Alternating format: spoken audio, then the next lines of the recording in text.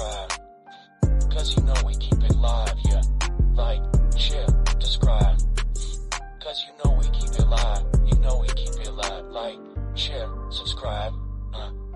You know we keep it live. You know we keep it like, share, subscribe. You know we keep it live. You know we keep it live.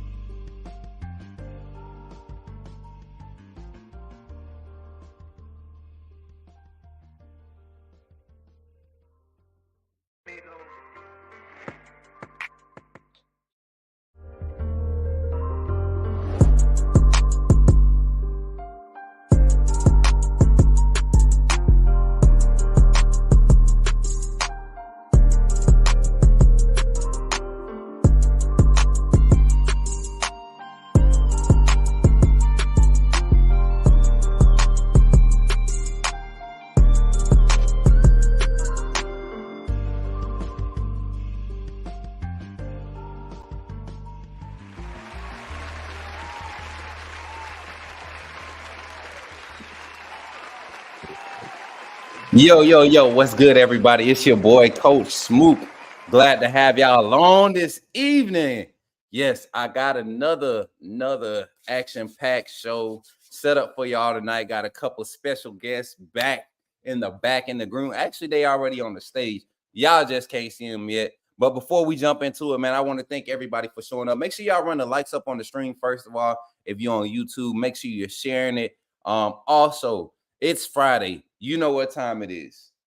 There's no reason to ask no questions. Just make sure you show up and you are in uniform. You are with the right equipment because it is G14 classified evening, y'all. And, we got the fellas in the back. So without further ado, coming to the stage, man, the whole gang. I'm going to go ahead and bring them all out at the same time. Tonight, joining me on the panel, I got my bro, Coach Sean, my bro, Jake Merrill, and my bro, B-Shot. We all out here tonight. What y'all got going on, fellas? What up, Coach? What up, Jake? What up, Brinsky? What's happening? Listen. Good times, baby. Listen, Good they don't know. times. Look, they don't know. They don't know. Listen, we got the gang here tonight, y'all. Straight up energy. I told y'all I was going to keep working on things for us to keep bringing content to this channel. And y'all see the vibes, man. I'm not even in the little studio setting. This is really about to be some bro talk. We're going to talk Bama football.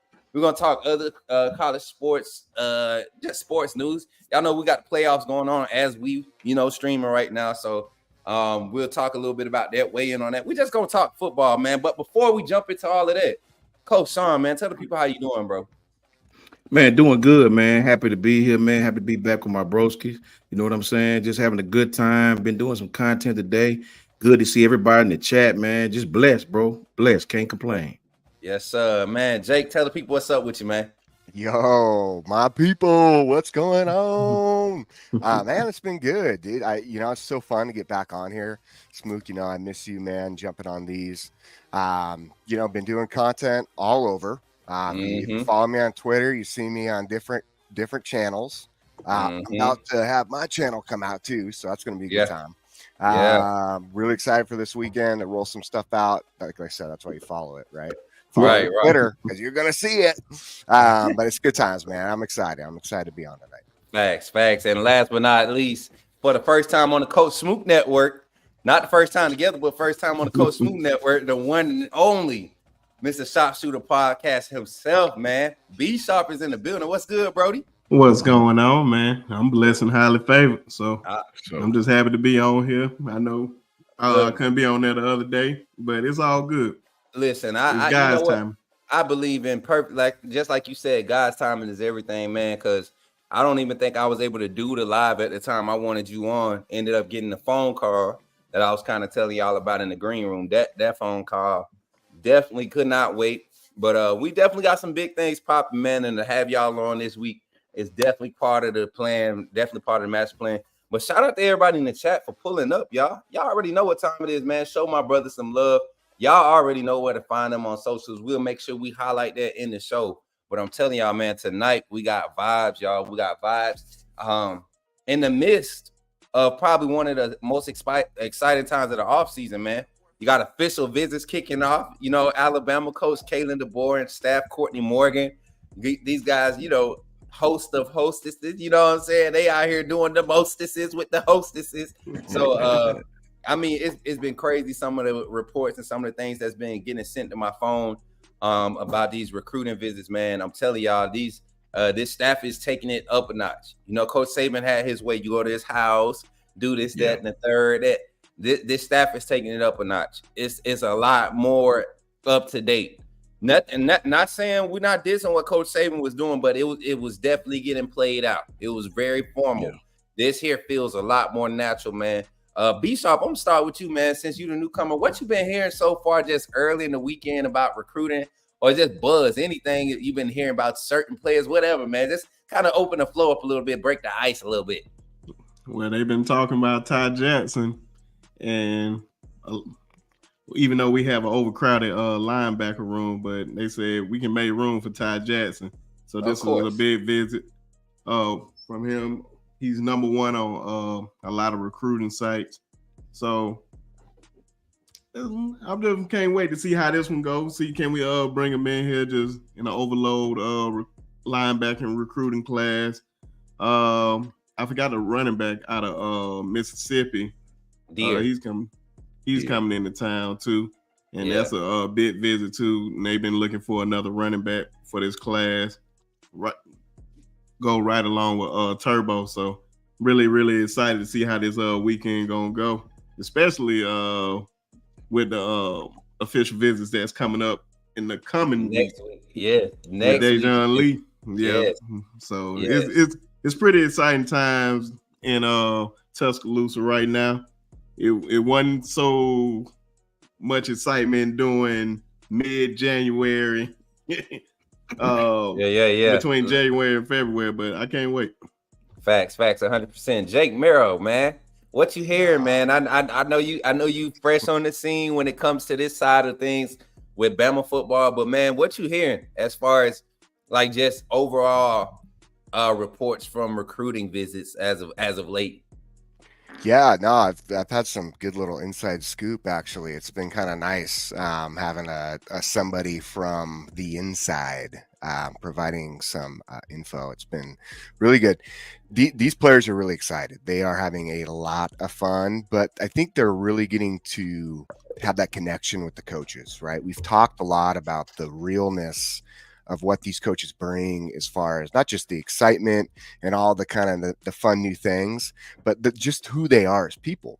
And I think that's the main thing you're seeing right now is you're seeing these guys come on these OVs where they get to actually spend the time with the coach, break down maybe some of their film, break down some of the film of a position they possibly will play. And that gets them really excited because now they can see, right? They see the vision.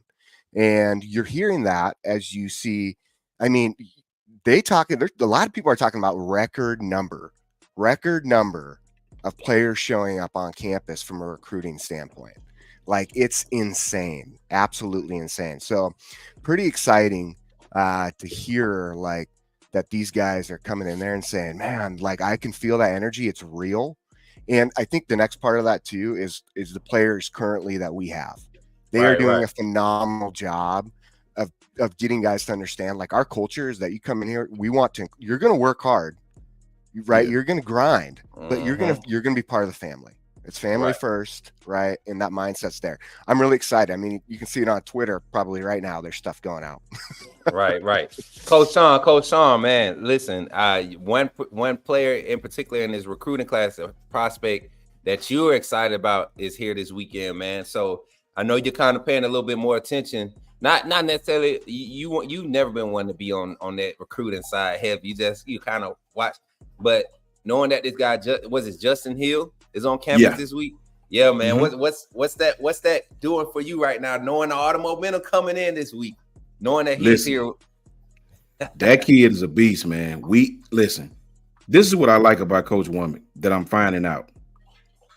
It's like we recruiting these kids that fit what he want to do, right? They fit what he want to do, man. This kid is 6'3", 225. He's an Ohio kid, so we know what other schools going to be in that mix with it. But he's high on Bama, man. This kid is a blur. He come off the edge. It's ridiculous. He played both sides.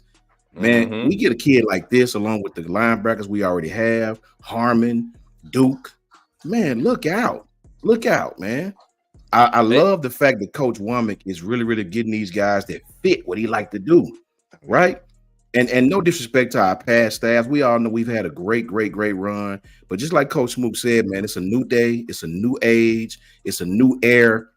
And we got to catch up. We got to catch up with the times, man. And these kids are really loving what they're doing.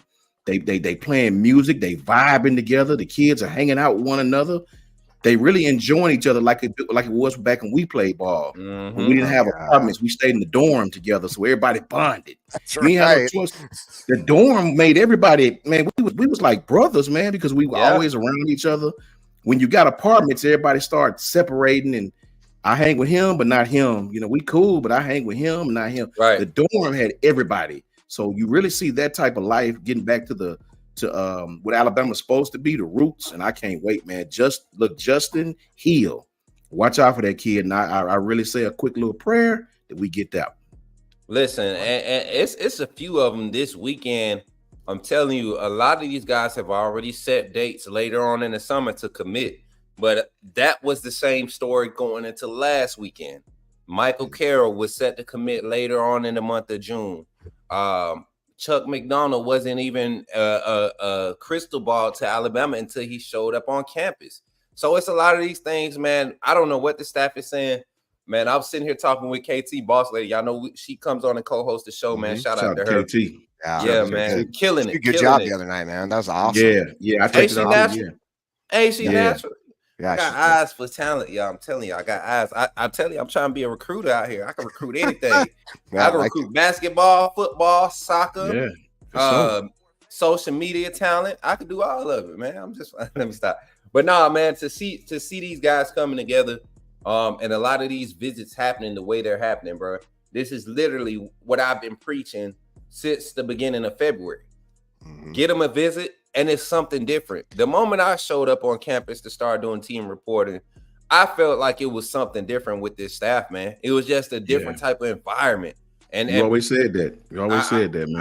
I could not put it into words. I couldn't explain it because I can't say what players are feeling. I just know if I had a son showing up for these recruiting visits and they were getting the type of pouring into and the type of interactions that I was getting, knowing that I'm just a team reporter, I could just imagine how much care and love they show for these players and their parents and their family members that show up, their teammates.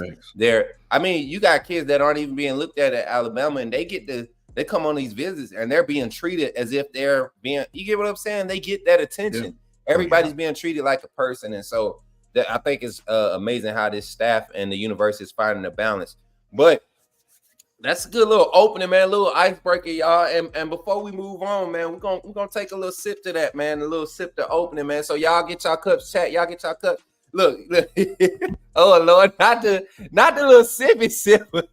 What the hell Brinsky got over there, man? Look, he got Brinsky, what you doing, man? See, That's was that rushing. Tuskegee stuff, man. That's that I was Tuskegee rushing. stuff. Bro. My cup is in the car, man. I was rushing. I was trying to get over. Just grab a little baby cup. It's all good. I grabbed my shot glass. Now, hey, I like it. You just over there doing that. Okay.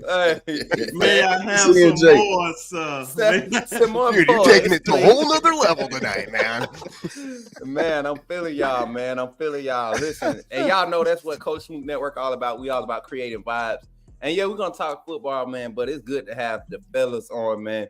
I wanted to have like an 8-man panel, but I'm telling you, it sucks not being at home with all the screens that I need, all the back. You get what I'm saying? So I definitely got in touch with the reliables.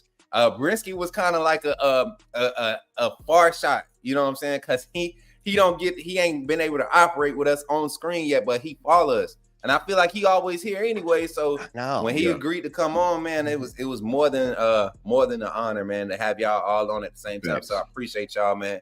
And I know the AAA family appreciates it. Before we jump into our show, man, I gotta let people know how to, become a part of this family, this AAA family. So we're gonna take this quick 2-minute commercial break, and when we come back, we're gonna jump into some real Alabama recruiting talk. Going to look at a few guys' films.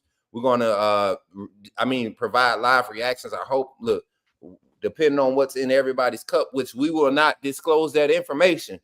We might get some good reactions tonight, some good clips. Who knows how long this stream can go, man. I'm here. It's Friday. Y'all know how we get on Friday. So, y'all, if you aren't a member of the AAA family, check this out and think about becoming a member. Here you go. Glad you chose to stop by the channel today. Just wanted to give you an opportunity to really become a part of this community here at the Coach Smook Network. We like to call ourselves the AAA family. The AAA stands for authenticity above all. We just want to give you an opportunity to become a part of this community because we're growing and we're doing something special here as a fan base, not just for Alabama, but the fan community as a whole. We're creating an environment where it's safe to be yourself, be authentic, and meet people who share the same passion you share, whether it's for the same team or not. You can do this by becoming a member of the AAA family and earning your birth certificate, as we like to call it. You simply start by just clicking the link provided to you by one of the moderators in the chat, or it'll be pinned to the top of the chat. Click that link. It'll bring you to my homepage. When you get to my homepage, make sure you hit the notification button and turn on all notifications.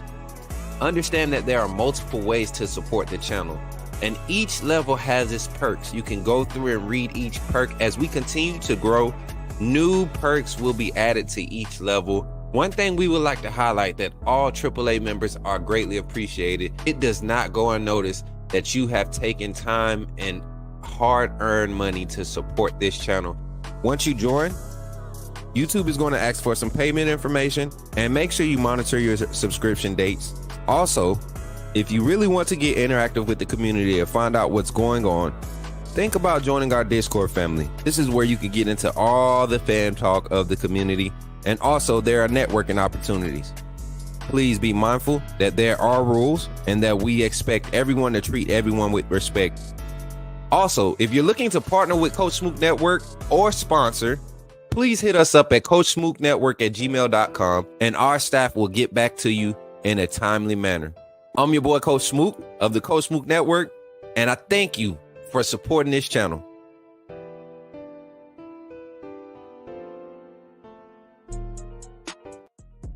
Yes, sir. Appreciate y'all for supporting the channel, y'all. We had to, I seen Brisky had to go do the same thing I had to go do. We had to get right. I did not know my cup was that small. I and we ain't even made it through the first segment. So yeah, it's about to be a good time. Anyways, y'all, shout out to let me make sure I quote this right. Shout out to Bama Online, man, for this official visit list. We're gonna jump right into the official visits currently on campus this weekend right now. A couple of guys we want to highlight from this list, and I'm gonna zoom in on it. Here we go. Couple of names, man. Deer, a Kylan Deer. Is it a Kylan Deer or Ackland? Ackland Deer? Ackland? Maybe. Yeah, I know I was calling him Kai. I was calling him Kai when I was talking to him. He ain't ever corrected me, so I'm Shout out to Kai, you know what I'm saying? AK. All right. But 5-star running back out of Mississippi. He's currently committed to Ole Miss, but y'all know how that has been going for Alabama. We want him, we get him. We want him, we get him, especially when we get him on a visit. There's something that happened there, Smook. What's that? Did you hear about his what he did on Twitter? No, I seen all of his Ole Miss stuff. He's been entertaining a lot of stuff as of late. I saw 2 weeks ago when he kind of alluded to whose commitment was it? Dawson Merritt? No, it wasn't Dawson Merritt. Jaden Harmon's commit. Yeah, he was on Jaden Harmon's commit post when Jaden Harmon committed to Alabama. And he had the emojis like, the eyeballs with the head scratching one. So like there might be something there. Mm-hmm. And we know Alabama had him with on an unofficial back in March. He was there in March. That's when I ran into him and we exchanged contact information. So I don't know if the push for Jordan Davison, out of modern day kind of scared him off, or I don't know. Maybe the NIL deal for Ole Miss sounded good, but something is being said right now amongst the staff, and people are reacting. Recruits are reacting.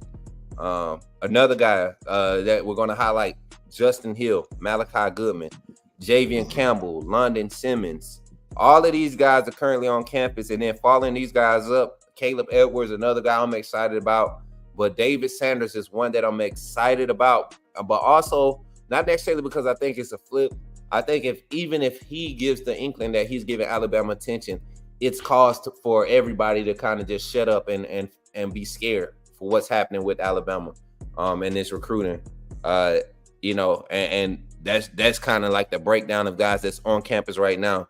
So as we jump into it, man, let's go with Jake. Jake, name off of that list, man, that you kind of want to just talk about and talk about why you're excited for this young man, being on campus this weekend in particular, but what significant what type of significance it has as far as what it does for our recruiting class. Yeah, I mean, it's interesting, right? We're looking at like who they're bringing in. Obviously, we didn't say like Harry Dalton, the USC commit, another running back who's exciting. But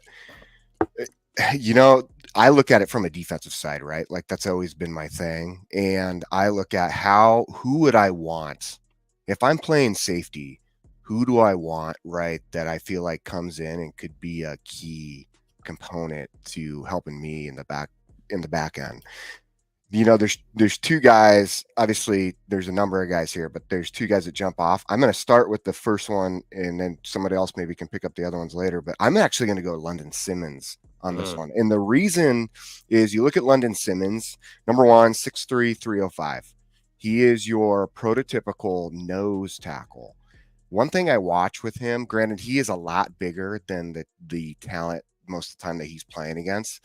But one thing you watch with him is his quickness and his first step and his hand discipline as far as getting his hands out, getting him in the right place to move a guy. Right. But his hand fighting skills too are really, really good. He's very fast with it.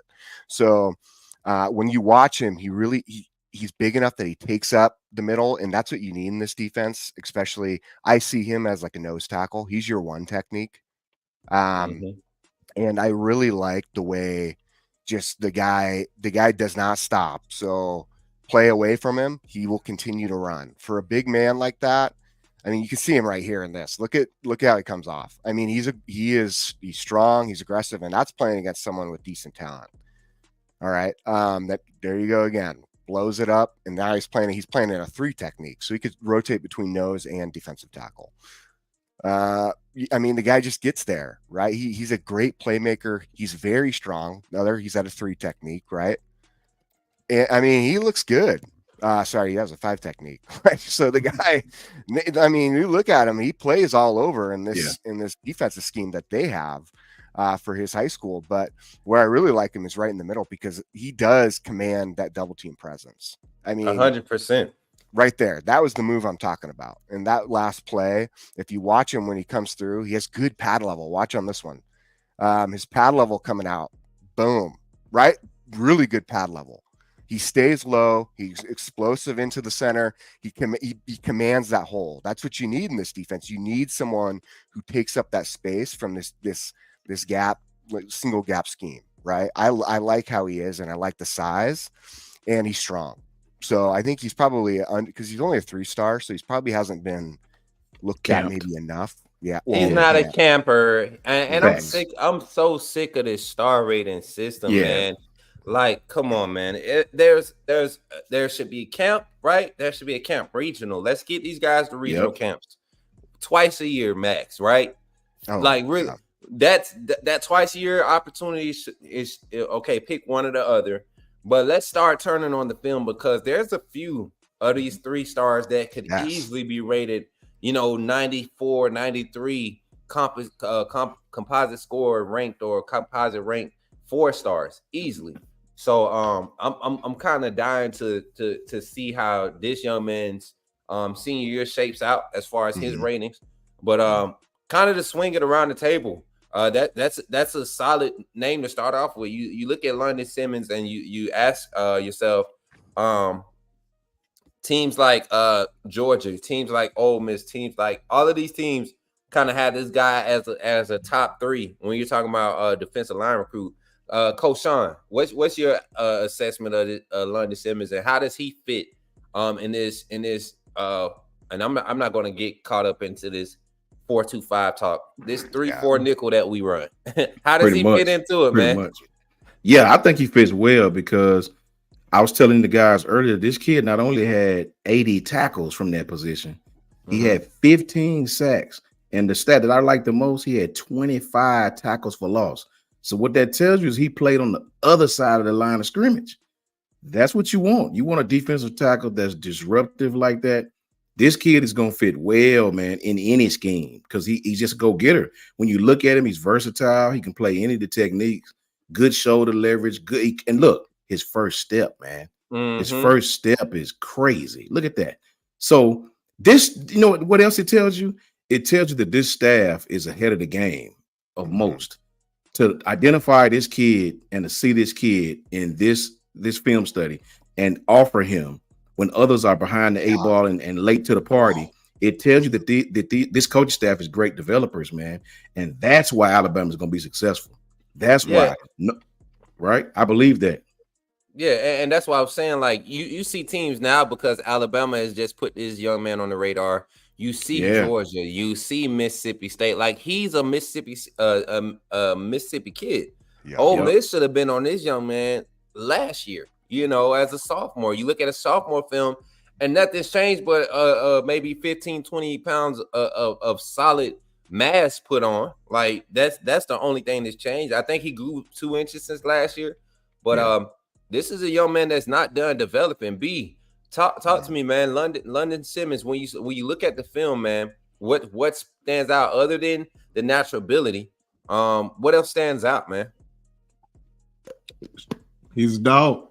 He's just a straight dog. Like they say, his first step look like he's really strong. You don't usually hold him straight up.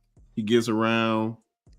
You can tell he knows how to move his body a lot. And then with these 3 stars and all that, clearly anybody that watches football knows that doesn't matter, because a lot of these guys don't go to camp.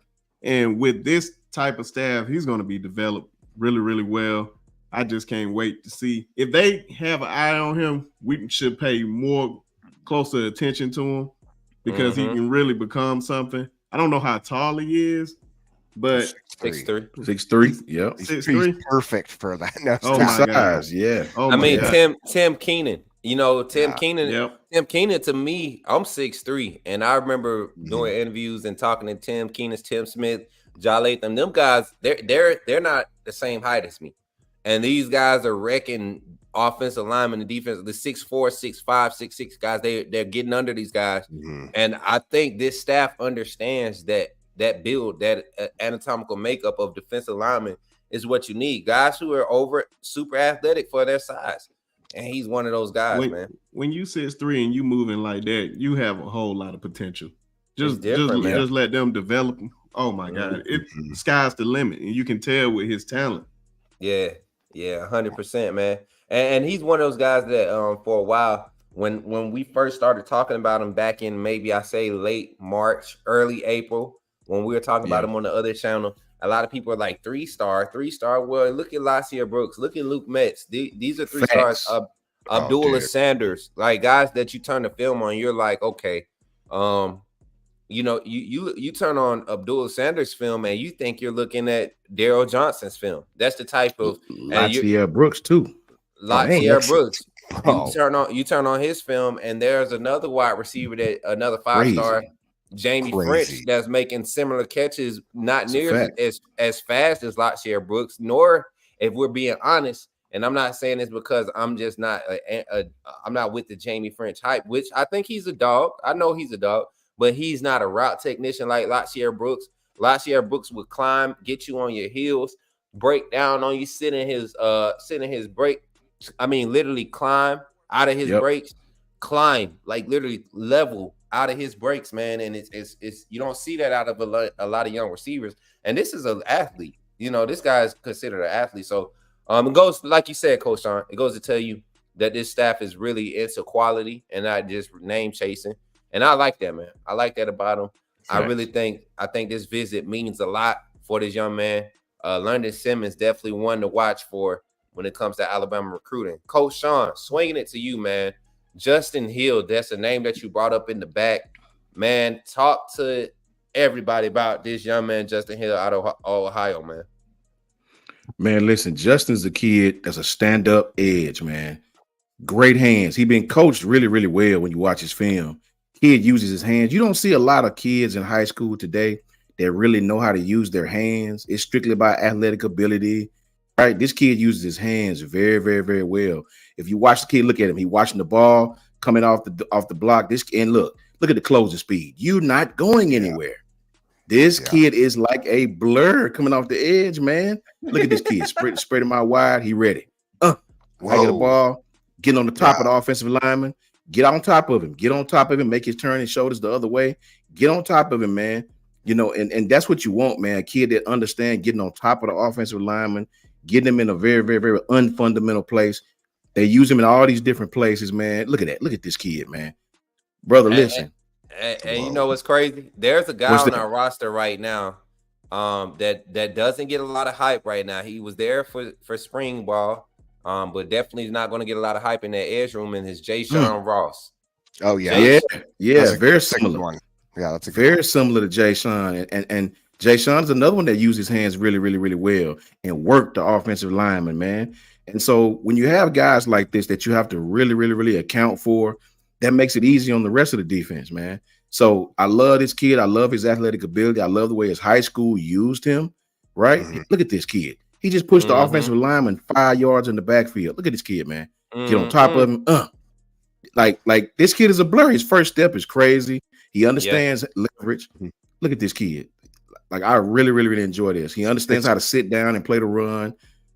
Chase the ball down. If you look at this. Look at this. Wow.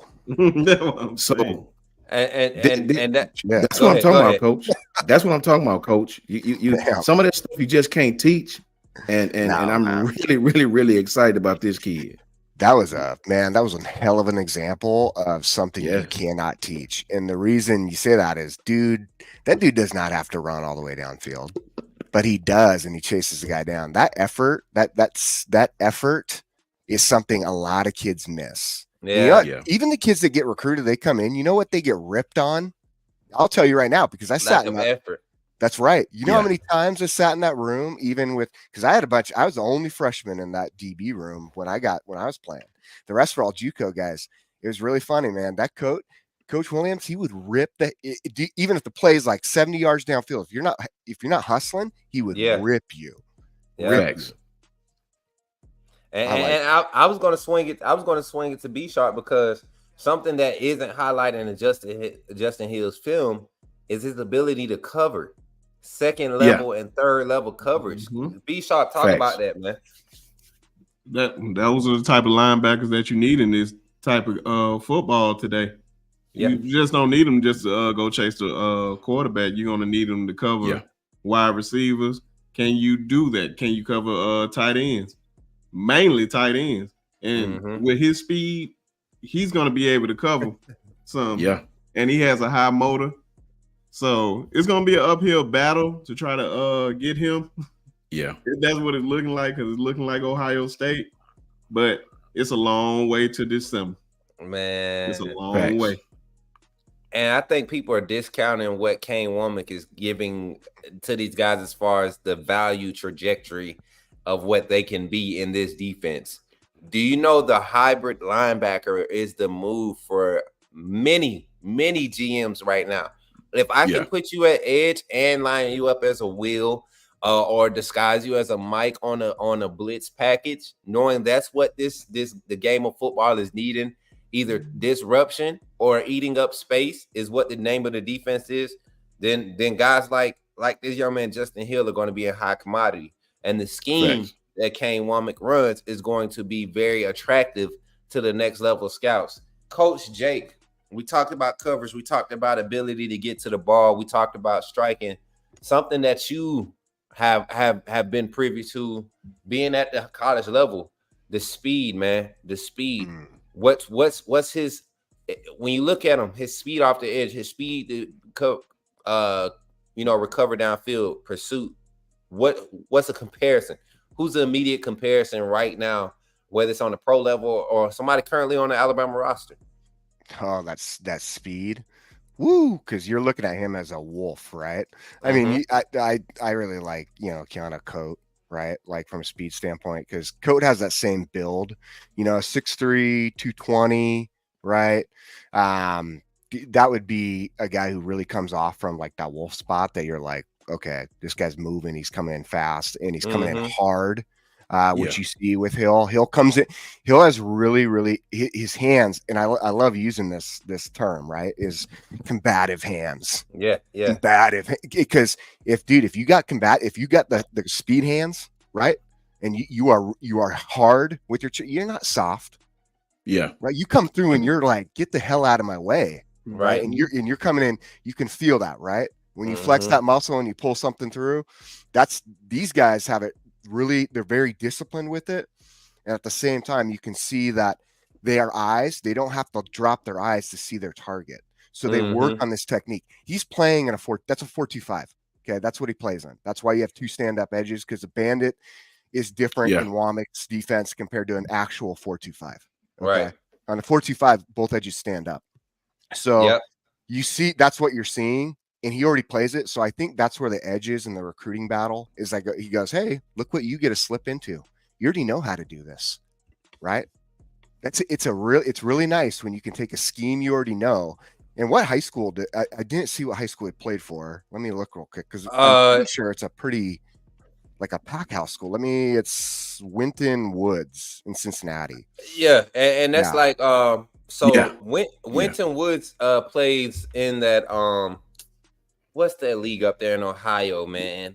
The boy just came from it. The number 3 linebacker in the nation or something like that. Just came from the same region. So he doesn't come. It's not like he's playing against prep school boys every weekend, or what I'm saying, like private school ball. This ain't private school ball. This is like quality talent throughout this league, this region of Ohio. And they get into those cross state battles with Pennsylvania. So those schools do produce quality talent. And at this day and age, man, it's not necessarily about where you even play at the high school level anymore. It's how you can be developed. If you can show a track record for developing, that's what really counts in recruiting right now, because there's so much available at the high school level now. At the what they call it, the amateur level, is so much available now. You got middle school kids getting the same type of daily lab work as professional athletes now. Like it's out there now. It's available. So the name of the game now is development. What's this guy's development trajectory? How quick can we develop him? Yeah, where's the ceiling? How can we just keep going? You know what I'm saying? Man, you can get the chat real riled up with that one. I already saw they're talking some weird stuff in there tonight. Yeah. Hey, you know what I'm saying? But yeah, man. And Justin Hill is one of those guys. And like B said, man, it's not that he's leaning Bama or anything, but it's before anybody else can speak on it. We're speaking on why it would be a possibility. You get what I'm saying? Why it be a possibility? Is Uncle Jay in the chat finally? What's up, Uncle Jay? Shout out to Jay. Look, shout out to Uncle Jay, man. We've been looking for you, dog. You've been out here hiding in the street. No, he said he been busy. Hey, it's different when you got to do it alone, man. He got that grown lady, got a grown young woman that he got to tend to. It's summertime. I know how it is when you got them grown folks living with you, eating up all your groceries, and they got stuff to get to. Yeah, look, I was one of them. So, and I got 3 of them now. Luckily, I'm not gonna say luckily, but right now I don't have that full time with them. But I'm telling you, I'm mentally preparing myself because I know my boys, man, and them jokers eat. They've been eating since they was little. So I'm really trying to gauge with inflation and the cost of groceries and stuff. I'm looking at probably like a $600-$700 bill a week type stuff when my boys with me. Oh yeah, 2 boys. Yeah. Oh yeah, three of them. Dude, that's why they invented Costco. That's why Costco came out, right? You know, I remember going every Sunday, man, going to Costco. Man, I remember going to Sam's. Sam's, yeah, that one too. Yeah. Boy, my mama, that's when they really cared about their veterans and their military service members. Yeah. And the military vets would get the Sam's Club card for like $10. Oh, dude, instead of like the $35 or $40, it was only $10 for active duty military.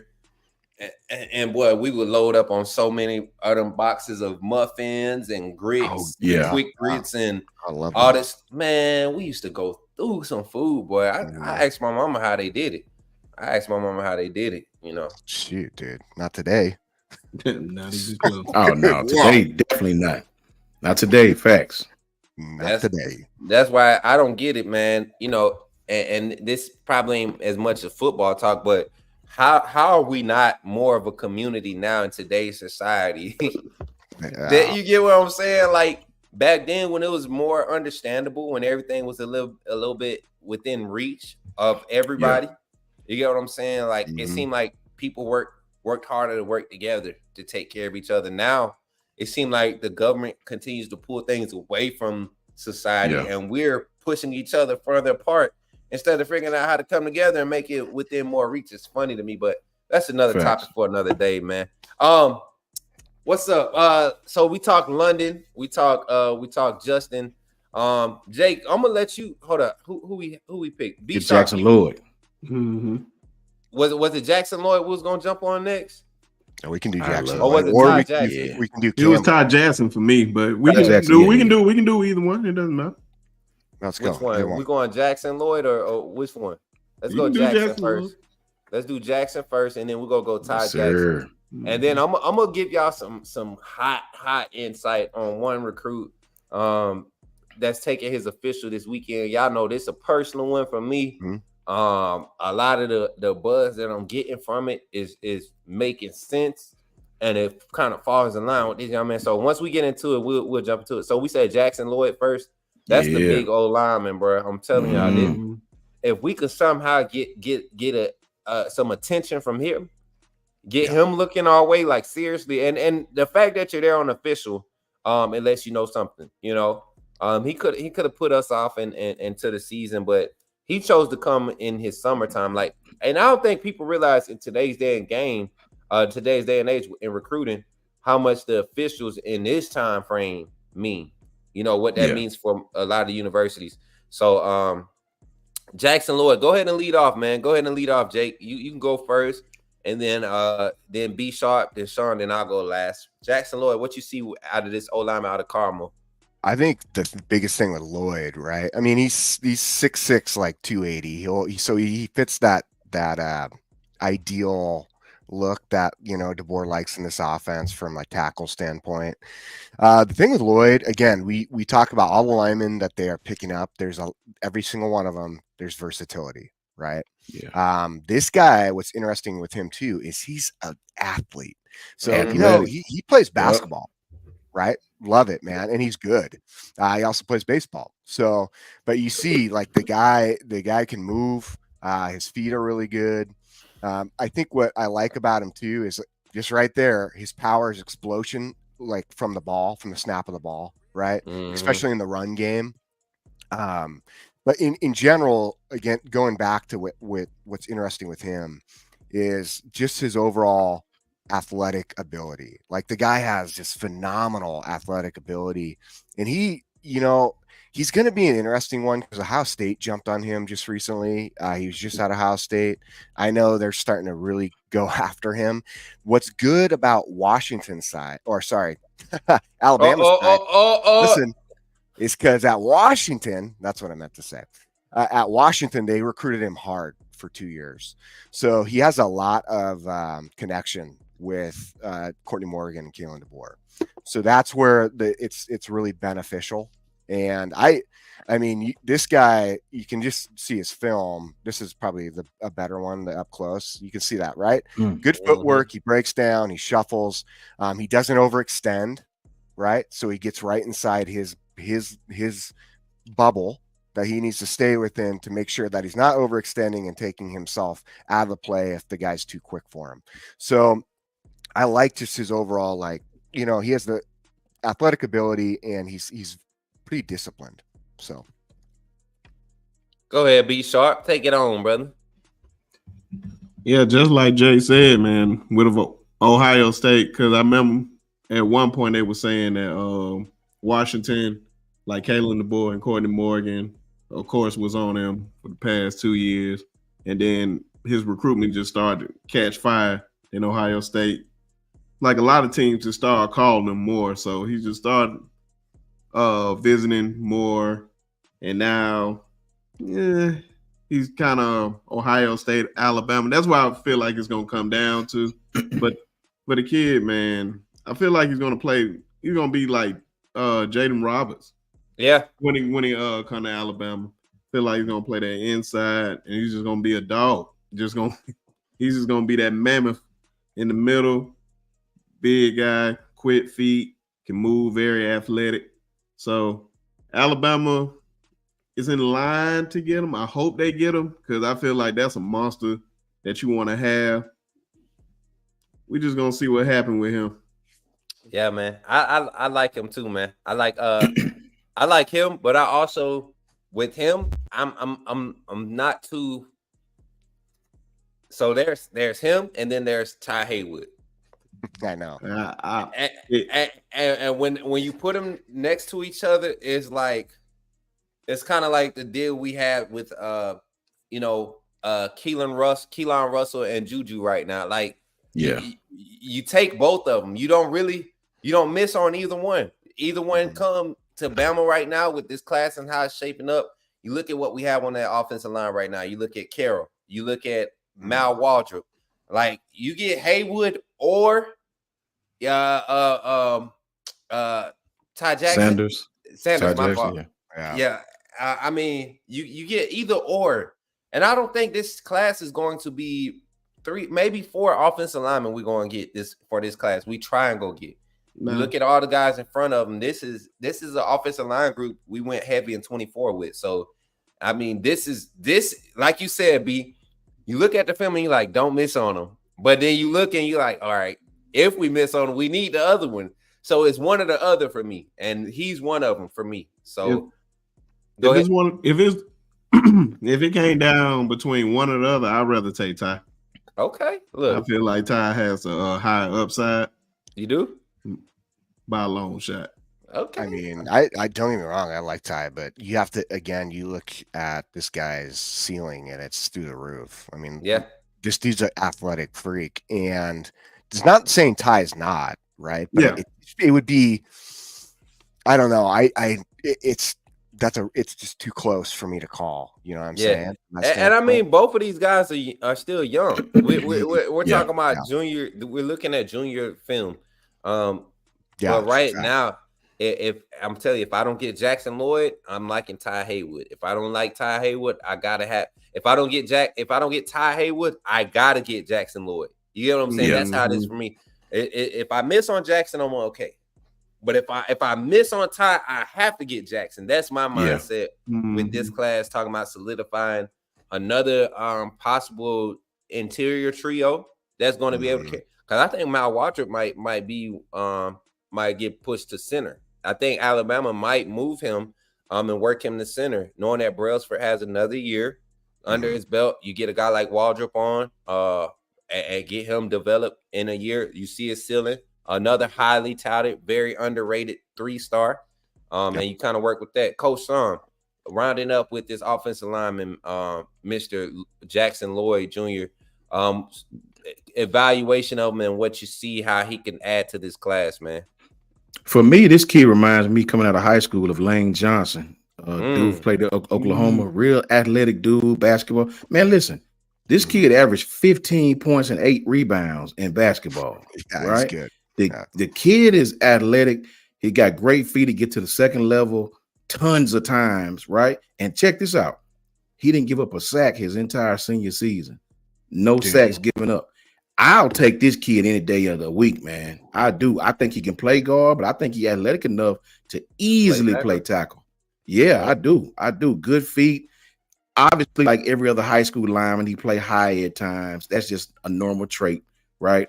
Very, very, very normal. But when you look at this kid, man, really, really, really good leverage, really, really, really good kick slide. His hands stay inside. Look how his hands stay inside. Good pancake. I would be excited to have this kid, right? If we miss on one of those top 2 offensive linemen, Haywood and Sanders or Babaloa, I'll take this kid any day of the week. I easily. I wouldn't be upset at all. This kid is going to be a really, really good tackle, especially in a scheme like we run with a lot of pinning and pulling. Man, and that's the thing, man. You look at Carroll, you look at Waldrop, you look at Babaloa, you look at Haywood. All of those guys are athletic offensive linemen. They're all pushing that 285 plus mark, right? The size already makes up. It just aligns with the mold of what Kalen DeBoer and this staff want. And then you look at the guys that really showed improvement during spring this past for Alabama going into spring. Wilk and Formby. You saw Miles McVay start to improve after the injury. You know, he had a small injury and he improved.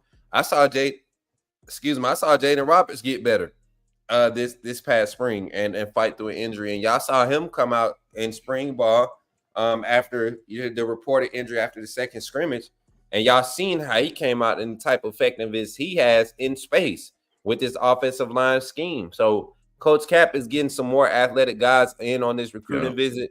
Imagine the type of film he gets to show when they're talking about, hey, man, this is what you're going to be able to put on film, on tape daily. Not just in games, but everybody practice the same thing, son.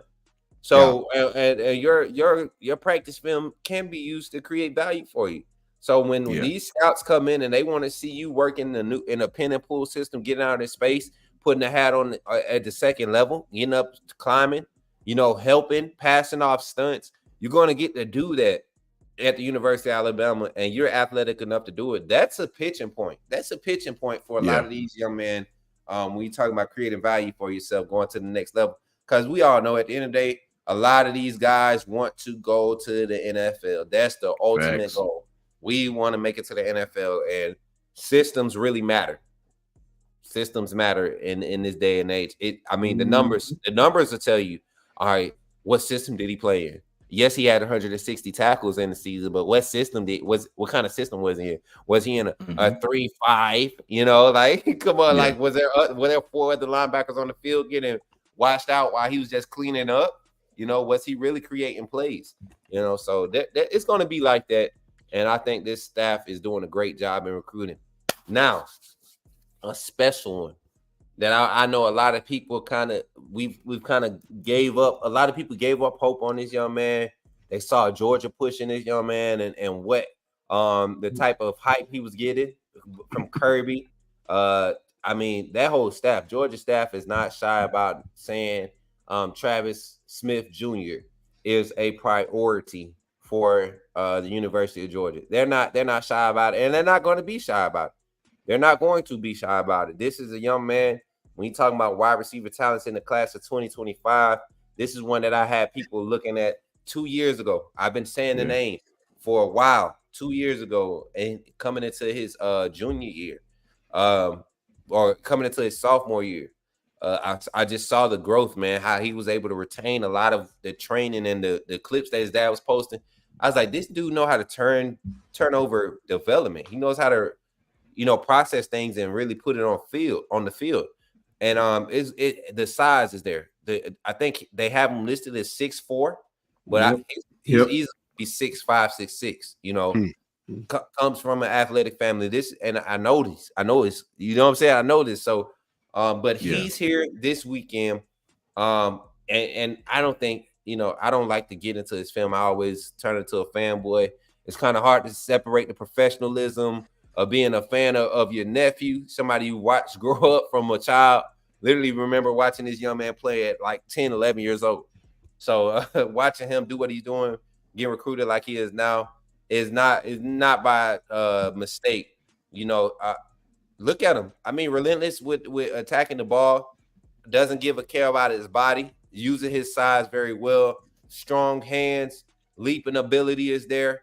And now he's developed this swag because he knows he's him. That's what you get scared of. A guy that could be humble but know that they him.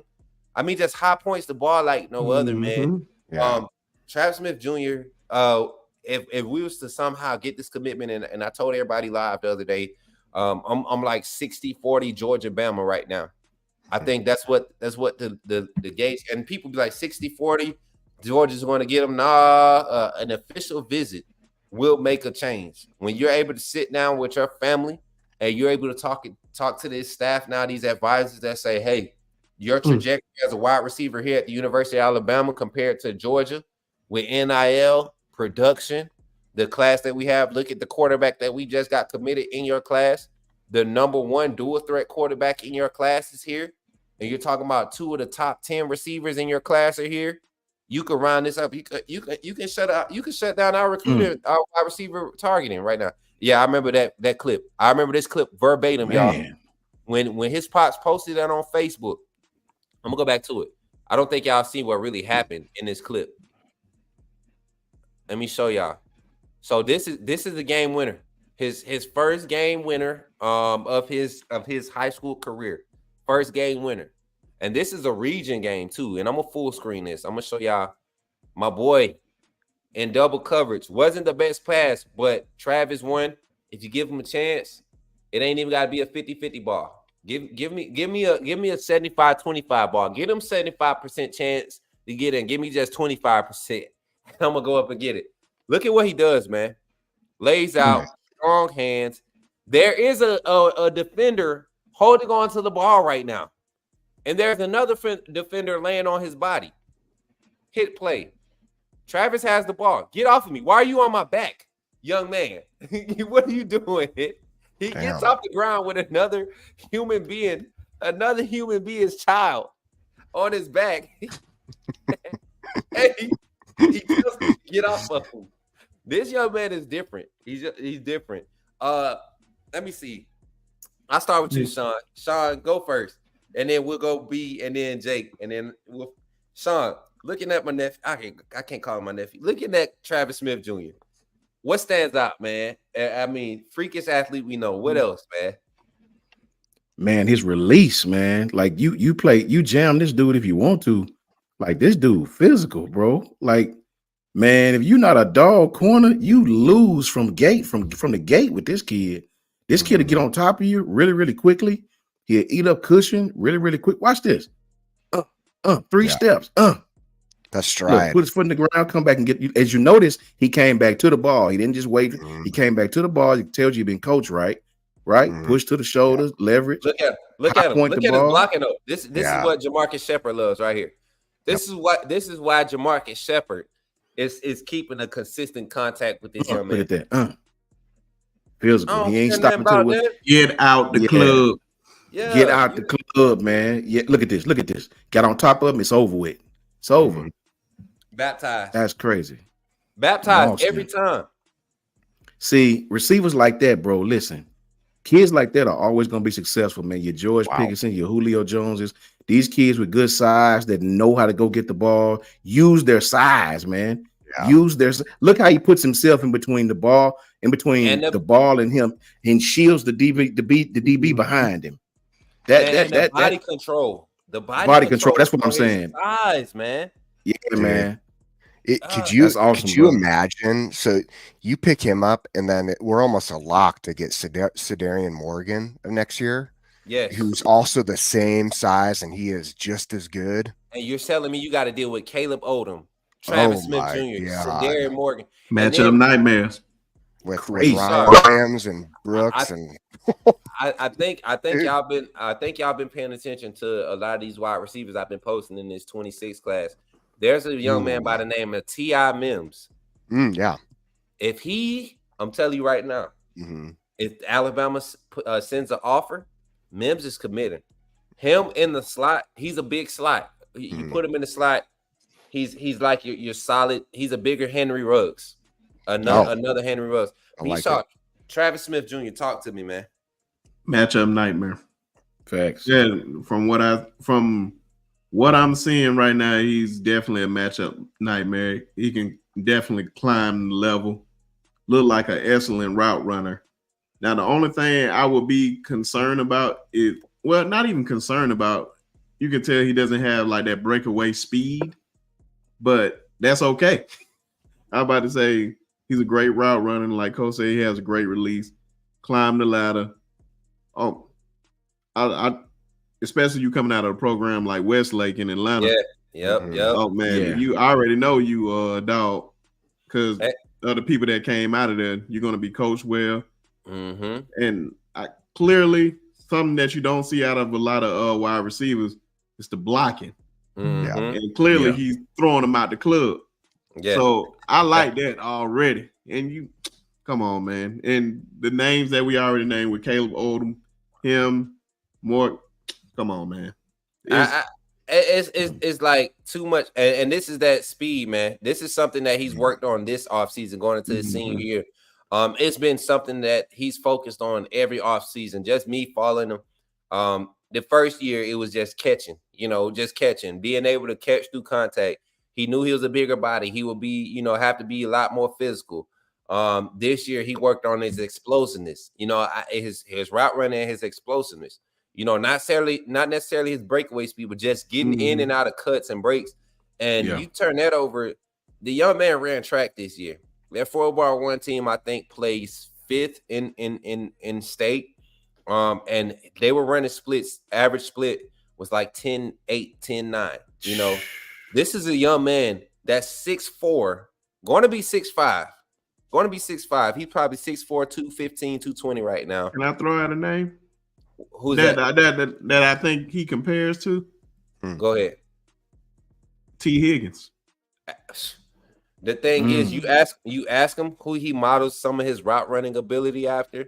There's a T. Higgins, and then he also loves the climbing ability of Calvin Johnson Jr. That's what I was thinking. And you look at it, you look at how he just attacks the ball in the air. I mean, relentless on the ball, man. Just relentless and loves. You ask him what makes football so fun for him. He said, being the best player, having fun, and embarrassing folks. That's all he want to do. Have fun and embarrass folks. That you can't tell me, man. A guy like Keelan Russell not gonna feed this. You can't tell me that Ty Simpson or Austin Mack ain't gonna feed this young man right here. With Caleb Odom and just another name, B Sharp, that we ain't said nothing about that's still on Bama's radar. Is a name by the Caden Prothro. Another big body guy that's going to be a big X for this style of offense. So, I mean, shout out to Jason. Shout out to Jason from Hall of Fame College Football. What's up, dog? My dog. You know what's interesting with what I like about Travis though is he is already one thing. It's hard for a lot of wide receivers to do. coming from the high school level to the college is using your eyes to identify the defense and find the gaps. You see a lot of guys just run the route, and then either they just are better than everybody else. He does a pretty good job. If you've seen him, if you watch his head, he did a really good job at identifying the gaps and where he could settle at. And that's something that for a lot of young wide receivers, it takes a minute to develop. Because you're so used to wanting to run the route and then just look for the ball. But while you're running your route, being able to multitask and look for the gap, identify where's your safety, right? And then obviously how's your corner playing you to box out, or whether or not you're dropping, what kind of coverage you're playing. So he's going to be a stud. I'm excited to see what happens with this recruiting war. I'll tell you this. I like his high point in the ball, and his route running, his sit down better than I do Cam Coleman. Yeah, he sit down and go get the ball. Cam was just throw it up, go get it. This kid he'll catch the ball on meshes. This kid he'll stop at 6, stop at 10. That kid can do it all. He can run the whole route tree. Yeah, that's a fact. So this is the bubble I want to bust with everybody. I want to bust y'all bubble. And this is the perks of actually doing the homework and being able to be connected in certain ways, right? So the reason why Kirby Smart is trying to lock in a Travis Smith Jr., the reason why because Kirby in the past has not developed quality wide receiver talent. George Pickens underdeveloped at Georgia. AJ Green. And that wasn't Kirby Smart, but Georgia traditionally has underdeveloped wide receivers. I mean, they got guys right now. Ra Thomas is definitely not being utilized the way he needs to be utilized. We can look at that. And they have weapons. They have plenty of weapons. So it's the scheme that's not attractive. Now, the attention that he's getting from Georgia, red carpet.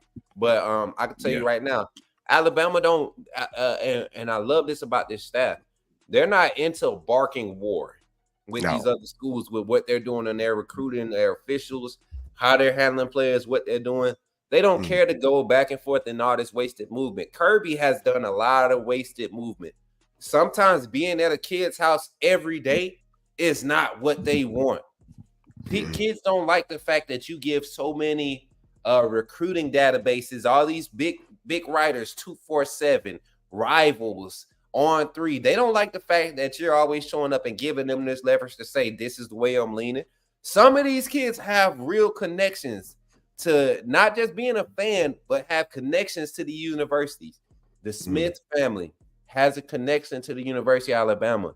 To have him visiting on Father's Day weekend, knowing that his father is a diehard Alabama fan, his grandfather who passed away, rest in peace, Pop Smith Sr., man, passed away, I want to say 2 years ago now, around this time of year. This is an important weekend visit. And there's been a lot of clues and a lot of crumbs being laid out for everybody that's watching around the family. Travis Smith Sr. grew up he went to a school that's heavily populated with Georgia fans at Shaw High School in Columbus, Georgia. Heavily populated. Columbus, Georgia is dog country. You get a few of us Bama fans there. You get a few Auburn fans there.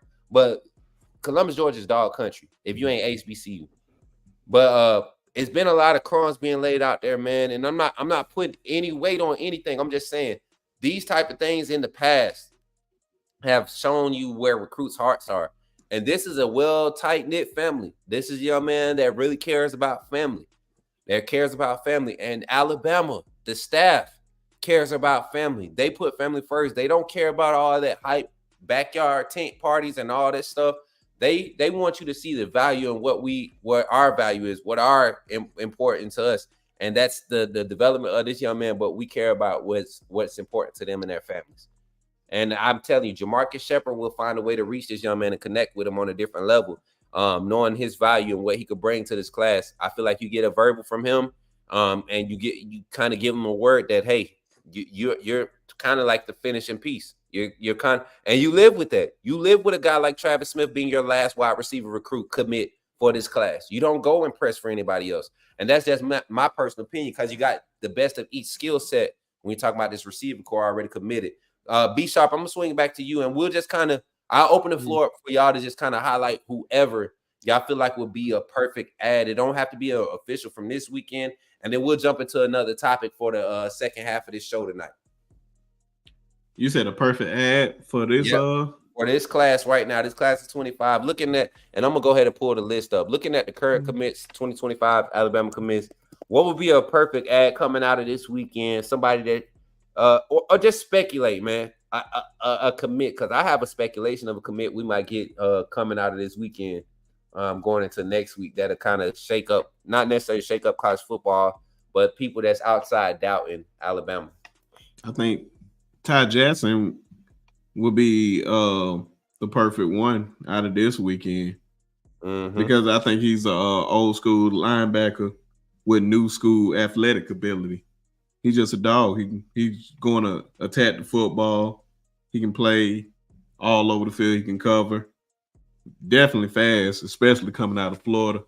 So he's definitely a guy I have my eye on. So, and also, not even a guy out this week on this recruiting. I mean, not on this official this weekend. Keelan Russell. I just love the kid, man. I ain't gonna lie to you, man. They can have Juju. Keelan's my quarterback. Like T.O. said, that's my quarterback. That's my quarterback. That's my quarterback. When he committed, that's exactly how I felt. Like, that's my quarterback. You can tell he wants to be here. And I think a lot of kids use commitment a little too loosely nowadays. Because once he committed, he shut down everything. I am that here. Part. And I love that about him. That's what made me say that's my quarterback right there. And you do it during the officials' time though. That's what made it for reals to me, because there's guys that's committed, and I know that's 100% committed. Like Daryl Johnson, Duke Johnson, still taking visits, but it's funny because on every visit he's wearing something from Bama. It's funny, like whether he has a towel. Duke is a dog, man. Him and Luke Nance, I love their energy behind their commitment to the University of Alabama. And I tell them both, man, and I promise you, I tell them anytime I talk to Duke when they arrived last week for an official visit. I'm on the show. He FaceTiming me, trying to show me how they done hooked the room up for him. You know, he's like, oh, it's different this time, you know, and get to see that, man. And he really believes everything that they say about helping him figure out the vision, how to support his family. Like, these are the conversations that these staff, and they're not making unrealistic promises, y'all. This is about being able to deliver on what you do best. And if you develop players, if you develop young men, sell that. Let Bama sell itself. You know, sell what you do. Be able to bring something to the table and say, this is what I did. My focus, when I focused on doing this for this player. Keelan Russell saw Michael Penix's development and said, oh, yeah. It's up. Yeah. That's the truth. And he may be better coming out of high school than Michael. So imagine what he gonna do with you. Yeah. Oh, God. They said Nick Sheridan put an evaluation statement out there when it came to Russell's mechanics. And they said if there was if he was on the roster this year, he probably would have been competing for QB2, pushing for that spot as far as his development. Not necessarily saying what he can do in the college level, but when you just look at it from a development standpoint, Russell turns over. Same thing they've been bragging about with Milroe. The things he's being taught in session, in the heat of the moment, he's able to implement them and apply them within the same breath. You don't have to wait 2-3 workouts later to see it, 2-3 practices later. You're seeing it in that same session. And that's something to say. That's something big to say about a young man like that. Jake, you had something? Yeah, I was just going to say, I think the interesting thing with Keelan Russell is, again, like we look at what everyone says. I mean, you look, his Brad, I think it's Stanfield or Starfield.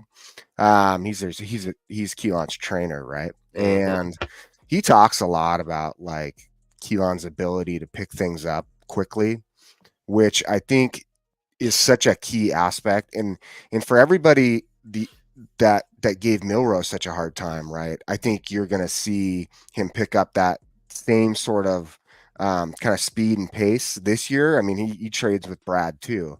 So I think in general with Russell, I think you see the leadership, you see the poise, what he obviously did at Duncanville. I mean, Duncanville, there's a standard there, and it's high. They call it like a standard like Alabama for high school teams. Is the state the last? They've either won or played for state the last 6 years or something like that in their That's crazy. conference. And I been mean, starting since he was a sophomore at that big time high school. No, like, come on. He's been playing ever since a freshman, his freshman year. He's been playing on varsity ever since his freshman year. He started, I want to say he started the third game of his freshman year, and he's only lost one game. One game. It's crazy. There's something to be said too about this, is especially when you're getting a position like that, because it does play a role from a leadership standpoint down the road or even earlier on. But when you get a guy who knows how to win, right? Just like winners win. That's the truth. Mm-hmm. Like right. It works in every aspect. It's just, you just understand there's a mindset, and you go out there and you just do your thing, and you just know how to win. It's not even a science. It's not anything. That's why the quote's so good. Right. And so I think he fits perfect. I think we'll see that like Michael Penix 2.0 or even like a Jaden Daniels, Man, with quicker development. I think Jaden Daniels with more natural ability with the legs, the ability to create outside the play, similar arm talent. My thing is the IQ. He has such athletic receivers at his levels right now at the high school level. Khalid Lockett being one of the guys he's just popped on the radar for Bama. Ding, ding, ding for everybody that's been trying to, for all you message board followers that really just follow message boards, really look out and see.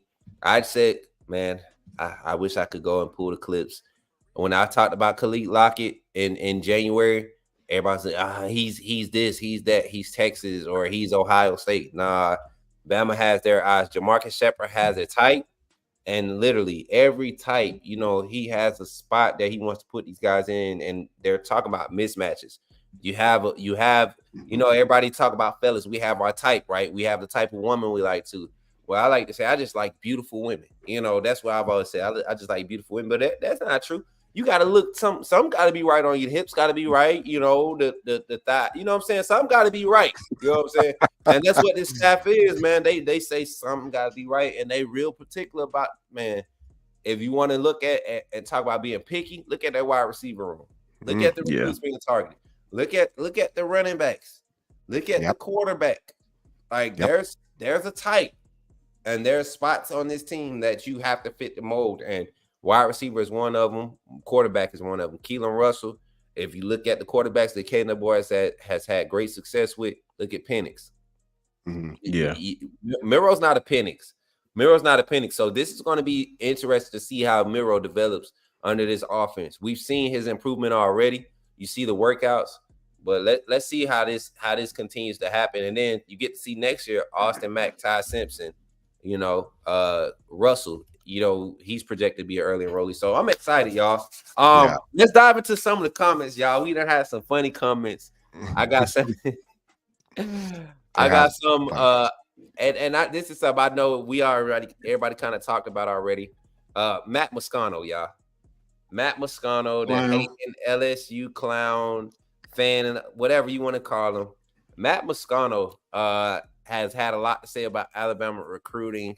And ever since Saban retired, I feel like he's kind of used that to keep his name relevant. Be sharp. You had the hardest eye roll so far. Go ahead and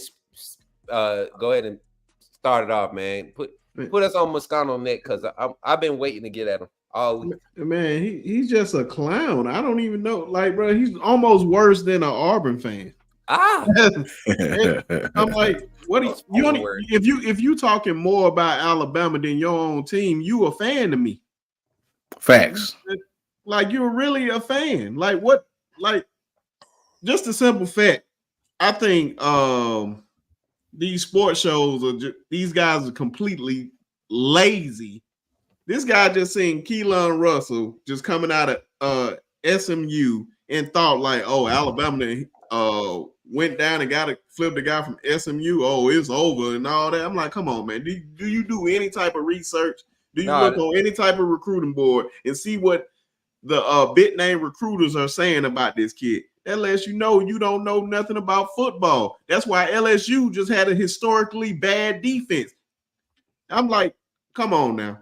Like, you probably think Brian Kelly is a great coach. That lets me know everything I need to know about you, man. You are a clown. I don't even know why he's there. Let's just keep him on there so he can just keep giving Alabama all this clout. Yeah. It doesn't matter. I just can't stand no clown like him, man. It's just annoying to me. And to your sentiment, and then I'm gonna pass it to Jake.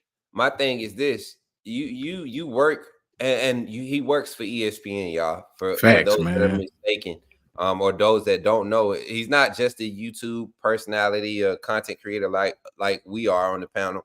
He actually works for ESPN, so he actually has a staff where he can say, "Hey, this Keelan Russell, give me everything you know on him." Before it's just that simple. And they will literally have it while he's getting his makeup put on and he getting wiped down, because he musty. You know what I'm saying? Right before he get on, he can literally get the notes. And he doesn't do that because he called the young man a 3-star.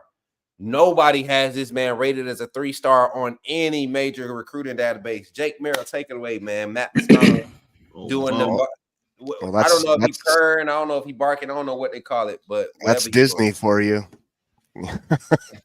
I mean, Disney owns ESPN. There you go. Like, I just don't. I don't know, man. Like, Matt is obviously that's kind of his thing. You know what I mean? Like, he has this like goes off on these fanatic rants and pisses people off, and then gets the people to come over and give him attention. So then. It's like playing for clicks. So I don't know. I just don't like his take on how he goes about it. There's a lot of different ways you can do that. But doing it the way he does is it just feels real low. You know what I mean? Like LSU, like how can their fan base be like happy that he's one of their like, I guess, analysts or whatever he does, for their team. Like, that sucks. Like, let's be honest. You don't motivate anybody, dude. Like, no one feels motivated. No one feels better about their day because of you. That's a great life. Yeah. Woo. Boom. Fucking loser. Man. Yeah. and that's the funny thing about it. Coach Sean, take it away, man. Man, listen, this is what I'll say, bro. And I hope somebody clip this or send this whole video to Matt Moscato. If my team out of the last 14 years was 3-11 against the team that put belt to my ass all those times, I guess I'd say any damn thing too. Matt Moscato deserved to be slapped to the Everglades for that stupid stuff he said, bro. Listen, what he didn't tell you guys about the young man is Clemson, Texas A&M, Florida State, Ohio State, Oregon all want him. He forgot that part. He also forgot that he didn't entertain his school. His school already had a QB. The young man didn't entertain that school, right? So we get it, man. I did a short video clip about this same thing today on my channel. It's like these dudes, man, you hate Alabama more than you love your own team. And that, by sheer definition, you are a Bama fan, right? So guys like that will always say stupid stuff to make us talk about him and do that. That's why sports reporting. That's why I like channels like Coach Smook who do this full time, because he's gonna give it to you real. You know what I mean? I don't like these people. They're not even real sports people. Like, how the hell did he get the ESPN? Here's something else really quickly we talked about earlier today. He said something that was so damn irresponsible. He said that Alabama was second to last outside of Vanderbilt in the transfer portal rankings for the SEC. And we're number one. I think we're behind I think it's us and Ole Miss, if I'm not mistaken. But guess who's second to last behind Vanderbilt? LSU. LS damn you. So this dude is a goof, man. Don't even take this guy serious.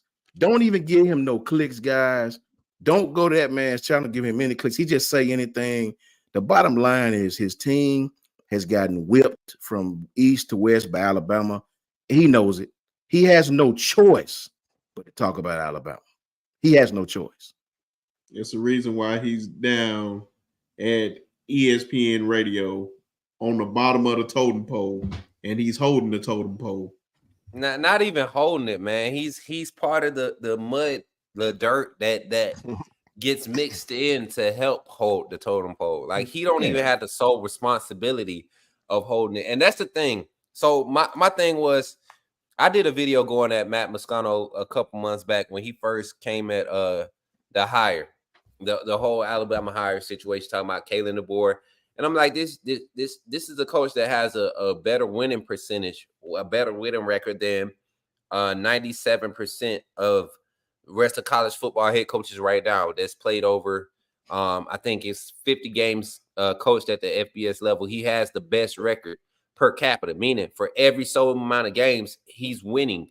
All 80, I think it's 86% of his games right now, he's winning. So one, he's a winner. Two, you look at what he was able to do in recruiting a reclassified, could have been number one player in the class of 24 in Ryan Williams. Was the number one player in 25. He's already got him on his roster, has already secured him.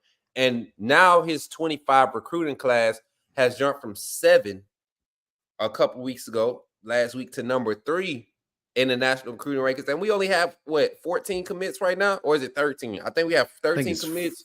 Let me look. I think it's 13. Might maybe be 13. 14. But you're talking about rating per recruit. We're the second highest or the third highest average right now in the country. It's a fact.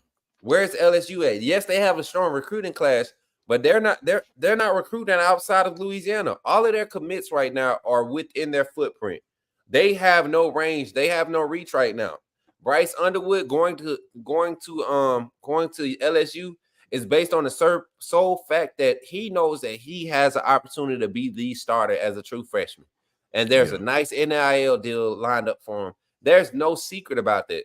There has been no secret about that. LSU they're going to run into another hot class with the lack of depth with this 25 class. Watch Brian Kelly's his inability to recruit start to shine so brightly. And I want to see what Matt Musty Moscano got to say after that, with his swamp water smelling self, knowing that he doggone got all this talent at LSU, and you're still going to lose to Alabama. I cannot wait. And when we ride down the Death Valley this year, and we take Jalen Milroe, who lit LSU, was one of Jalen's best games last year. Literally put him in the talks to be in the Heisman running, if I'm not mistaken, because he had 4 rushing touchdowns and a passing touchdown or something like that. So yeah, you're right. You just literally, you just, like you all said, he just spitting out craziness, man. And it almost reminds me of like those message board guys, that want to be those insider recruiters, and they literally just sitting there waiting for, they'll say something and hope that somebody responds to it, like, oh, that's what you heard? Well, I also heard. Nah, you ain't heard. You just hoping you heard. You get what I'm saying? And that's what I feel with Matt Moscano. He just hopes that Alabama's change, even if it's not Alabama this year, it's not LSU. It's not LSU that's going to run the SEC. And there's no more divisions. So it's every man for himself. You don't get a claim to the West or the East. You have to run the SEC. And LSU is going to continue to get pushed down. You talking about Texas and Oklahoma being added to the conference? It's not going to get easier for y'all, LSU. Shout out to T-Bob Abredo. I like T-Bob. He's funny. He even when he say he hate Bama, he'll tell you that Nick Saban was the kid. He'll keep it real. Shout out to T-Bob, man. T-Bob, after the game last year, man, we actually, I don't know if y'all were on the live. I think we ended up getting a copyright for it. For Sean, I don't know if he was on the post-game live LSU with me and Jay last year, but we had T-Bob's live up for a minute, and he was at the bar, and he just had vibes, man. Vibes. I thought we were going to have him. I don't care about Right. I don't care about having all these players going. Is next man up. He ain't make no excuses. You get Make what no I'm saying? excuse. Facts. Yeah, you can respect people like that and then he's not Yeah. claiming to know everything. Matt Moscano has his approach as if he's got all you work, and that's the thing. You work for ESPN, bro. Like me, Sean, B, Jake, we don't have the luxury of texting somebody in the background or writing in our private chat saying, hey, producer in the back, pull this stat so we don't sound stupid. We literally have to shoot from the hip, kind of go off of memory and make it do what it do. So be sharp. Let's get into some other sports talk, man. Outside of Matt Moscano, LSU. Can't wait to see y'all. Be sharp. Can I say this, Coach Smook, before you transition? Go ahead, Sean. Last thing for me. I was gonna say this earlier, but I forgot. But really, really important for the kids that's been here in the last couple of weeks. Had 12 kids here 2 weeks ago. Had 10 here last week and 9 here this time. The 2 kids, I'm really, really. I mean, there's so many great kids that Coach Smook just highlighted. I really hope we get Dijon Lee and Naheem Alford. I really want those 2 corners, man, because our cornerback room, our secondary has a potential to be one of the best secondaries we've ever had at Alabama when these kids get a little couple games under their belt, when Jalen and Xavier and all these kids really get on the field, man. To add them 2 kids to Alabama's secondary, man, I really hope we get those 2 kids. I just want to say that real quick. I'm gonna tell you right now. I'm gonna tell you right now, Dijon Lee, I'm about 100% there, and I've been saying it for a month now. Dijon Lee, I'm about 100%. Alford, what is it? 4 weeks, 8 visits, or is it 4 visits in past 8 days? 4 appearances in the past 8 days. And he didn't have to commit. He didn't have to compete in that 7-on-7. He chose to do that. His mom talked about. His mom was. They say his mom is a big Bama fan. So the family is. Family is, bro. He from. All right. Catch me live. I said it. So there's a lot of buzz about his father and his commitment to Alabama. There's a lot of buzz about it, how important it is for him to fulfill that for his family. A lot of his reasoning for giving Ohio State the commitment is because the staff changed. This is a young man that's you seen the video when him and Ryan Williams interacting. Not one to be looking for to be in front of the cameras and stuff. I want to go to work. Same thing I felt with Caleb Downs. The only difference is now he's here and he gets to talk to Mo Linguist. You saw the impact that Mo Linguist had on Chuck McDonald. You don't think Chuck McDonald and Naeem Alford and Dijon Lee are talking, saying, man, bro, you trying to tell me we can't beat them? We can't be next? There's a group text out there, and I know some of my boys is watching right now. My boys, I ain't saying no names, but that group text is out there. This super team group text is real. And Alabama is the place to go. You're talking about getting in front of some fresh eyes, getting from under a shadow, reestablishing yourself, setting the legacy up, setting it up. Man, I was a part of this. It matters. Not everybody chasing the NIL deal. No. They see the bigger picture. Yeah. Well, and the thing with Offer too is like the guy is just he has that. Ty Jackson's like that too. They don't necessarily need the camera. They just go out and play their game, right? Like Ty Jack, this quote on 3 from Bama Online, right? They do kind of talk about Ty Jackson upcoming visit, right? And he says it, man. He goes, well, the reason I like Bama so much is because of how they coach him. Like coach them, like they love them, but they coach them hard. Even if you do the right thing, they are always looking to make sure you're improving. Like you could have done it maybe this way, you could have done it this way. And he liked that aspect of being coached hard, but also having the aspect of like that family feel. So I who knows with Ty Jackson, right? Like it's going to come down the whole year. I keep saying this with recruiting too, is like it's going to come down to it's nice to get these visits in before the dead period. Put it that way. Like you need to get these in before the dead period. So it's going to be exciting. I think, man, I can't wait to see these guys go out and play. I can't wait to watch this defense because there's a lot of doubts on the defense. Like everyone, it's just nonstop though. You know what I'm saying? I love it. I I do love it, too. man. I Like, love please, it. I it's the love best. it. And I'm telling you, look at the athletes. You think at some point you got to look at what's being recruited, what's on the roster, and understanding that football is football. These coaches, we have head coaches calling plays right now. Yeah. On it, like that's a former head coach has the responsibility of just calling plays for one side of the ball now at the University of Alabama. Not managing, but calling the plays for the defense. And then another former head coach has the responsibility of being a co-play caller, but also just worrying about cornerbacks. And then another play caller has another job of being an assistant, a third option to play caller, but I just worry about safeties. And then another coach on that same side of the ball has only the responsibility of saying, hey, I got this half of the edge rushers and the defensive front. And then he passes off to a former player with experience in that same position. And I mean, it's just, come on, man. This is a staff that was assembled to be coaches. No, I hear you. I just seen a video on Twitter, and it's been up for an hour. It looks like Courtney Morgan posted of Justin Hill with the team. Yeah, he's snapping with the team. They like already going crazy. Yeah, they having a good time, and it's regular players on roster got their arms around him, and they all just Dude. Wow, I mean, it's close. It's but something different, man. Jason, I saw your comment. I think most players like to be coached hard. I would almost challenge that a little bit because I do not feel like most players have that mindset. Like, let me like see what comment. Not most. Jason, not I would not. I have been in that film room. I have been in that locker room. I can tell you right now that there's guys though that like they don't. Yeah.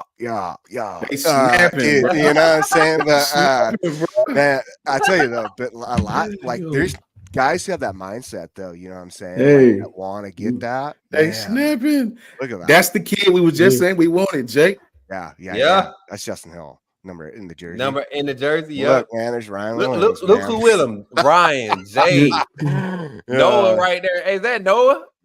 Yeah. That look like Noah up there. Yeah, that look like Noah out there turning up. That kid big too. Bro, Justin is huge, bro. I meant to say this when we was talking about him. He looks like he has Devin White type speed. Yeah, the way he runs, man. Oh, what's the Parsons kid? Micah Parsons. Oh my God. I'm telling you, like that's if you look at the style of linebacker, and a lot of these kids, they look up to the style Michael Parsons plays with. They look up to his skill set because he's a hybrid. You could put him strong safety, edge linebacker, Mike linebacker. You could put him anywhere on the field and not worry about his size being a problem because he fits right in between everything you want him to be able to do. Yeah. So you look at these skill sets, man. I mean, I believe that's why they're overhauling on the linebackers for this class. They're not looking to try to overhaul, get 4 and 5 linebackers a class for the next 4 or 5 years. They're looking to overhaul, set precedents now, get these guys an opportunity to be 3, 4, 5 year guys that kind of end up being the leaders for this new era of Alabama defense and what it's going to be. And then you go and you're able to say, hey, we're developing this guy at this level. Justin, we developed him like this. So now in the 26 class, when you go and look for and I can't think of a name right off the top of the head, but there are a couple linebackers that I know early right now are getting in that 26 class or getting some Alabama attention. They fit the mold of a Justin O and a Noah Carter and a Jay Sean Ross. We have those guys already being targeted, and you don't have to go and target 9 to 10 of them. You only target 4 of them. You get what I'm saying? So it's starting. The foundation is being set, and it's not changing. We're still seeing productivity, especially on the recruiting level. That's true. And Jason, I see your comment. Now you're right. Like it's the good ones love it. You're right. Yeah. And that's what I think I like. That's what I'm saying with Ty Jackson's mindset. That's why he is, I think, the way he is and as good as he is. He's exactly what Womack wants. Put it that way. 100%, 100%. Shout out to the 301 people watching right now between all the platforms, man. We got 217 watching on Twitter, got 85 watching on YouTube, and we got some action on Facebook too, man, from all the Coach Smook Network profiles, all the Coach Smook Network platforms that we stream on. Appreciate y'all for pulling up 100%, y'all. Now, let's get into some sports talk as we get ready to round this thing out, man. Y'all see the playoffs right now. It's looking like the Mavericks are going to live to die and with the gentleman's sweep next game. And I think I called it on the show yesterday. KT even said it. I thought Boston would allow themselves to win it at home. It's only right. And they still turning up. They still showing that their depth on the bench. What's y'all feels around this finals, man? If I had to start it off, I'm gonna say, man, if I had to grade this finals A, B, C, D, F, this is a solid D minus, man. I hate these type of finals. I don't have no dog in the fight, so I didn't care who won. I just wanted some good basketball, and that has not been the case. B Sharp, go ahead and start off. This more of your type of vibe right here. Go ahead and start us off, bro. Oh yeah, basketball is my first love, man. That's my sport right there. But man, I wouldn't give it a D minus. It's been a competitive series for the most part. I'm about to say I don't think everybody really wanted to see this matchup. That's all it was. But I'm not surprised by how the Celtics are playing. Well, at least tonight I am. I thought it was over with tonight. But getting Drew Holiday last year during the summer was big time. I was like, this may be the key for them to win the championship. And I kept saying it all year. And folks just like, no, man, it's the same Celtics and all that. Oh, they're going to find a way to lose it. And then they making excuses because certain guys getting hurt. I said, I didn't care if these guys played. You're not going to beat these guys, especially with Drew Holiday playing the defense that he can play and he can score on the offensive end. Then you see Jaylen Brown, which a lot of people clowned him for being the highest paid player in the NBA. Now they praising him because how he's performing in the playoffs. Jaylen Brown has really stepped up his game. Overall, Jason Tatum has been the better player, but Jaylen Brown has been the best player in the finals. But I expected the Celtics to go ahead and end it. I think they play Sunday in Boston. I think it's Sunday. So, yeah, they're going to end this thing on Sunday. I am pretty much confident on that because they don't want to go back to Dallas for game 6, and then it's going to get really, really interesting. So, I expect it to be over by game 5. I'm right there with you. I think, So, actually, game 5 will be Monday, 8:30 p.m. So, because they're going back to Boston. So, you get the 3-day split when you switch. Yeah. So, but yeah, Coach Sean, what's up? I know you've been kind of peeking in and out of the finals, man. I think that's the only time of the year where your sports fans really lock in and watch what's going on with those professional sports. Because I'm one of those guys, man. It's hard for me to watch pro sports nowadays in the regular season. Yeah, and that's NFL and NBA, even Major League Baseball. You got to wait till a certain part of the season to start catching some of that quality competitive passion. You get what I'm saying? So, but yeah, Coach Sean, what's your feels on these finals, man? Yeah, I'm the same. I'm right there with you. I think I know this sounds crazy because it's the finals. I don't even want to see Boston win at Dallas. I want to see them win at home. I mean, I know that sounds crazy. It's the finals. You want to get it done. I want to see them go back to Boston. I want to see them win the trophy from their own home court. That crowd is going to be bananas. You understand? Jason Tatum. Also, shout out to Coach Carl Taylor. Tomorrow, Coach, time crept up on me tonight. Tomorrow, I'm gonna get up with you. We're gonna do something tomorrow for sure. But yeah, I think they're gonna. I think it's gonna be over Monday. Was it Monday they play?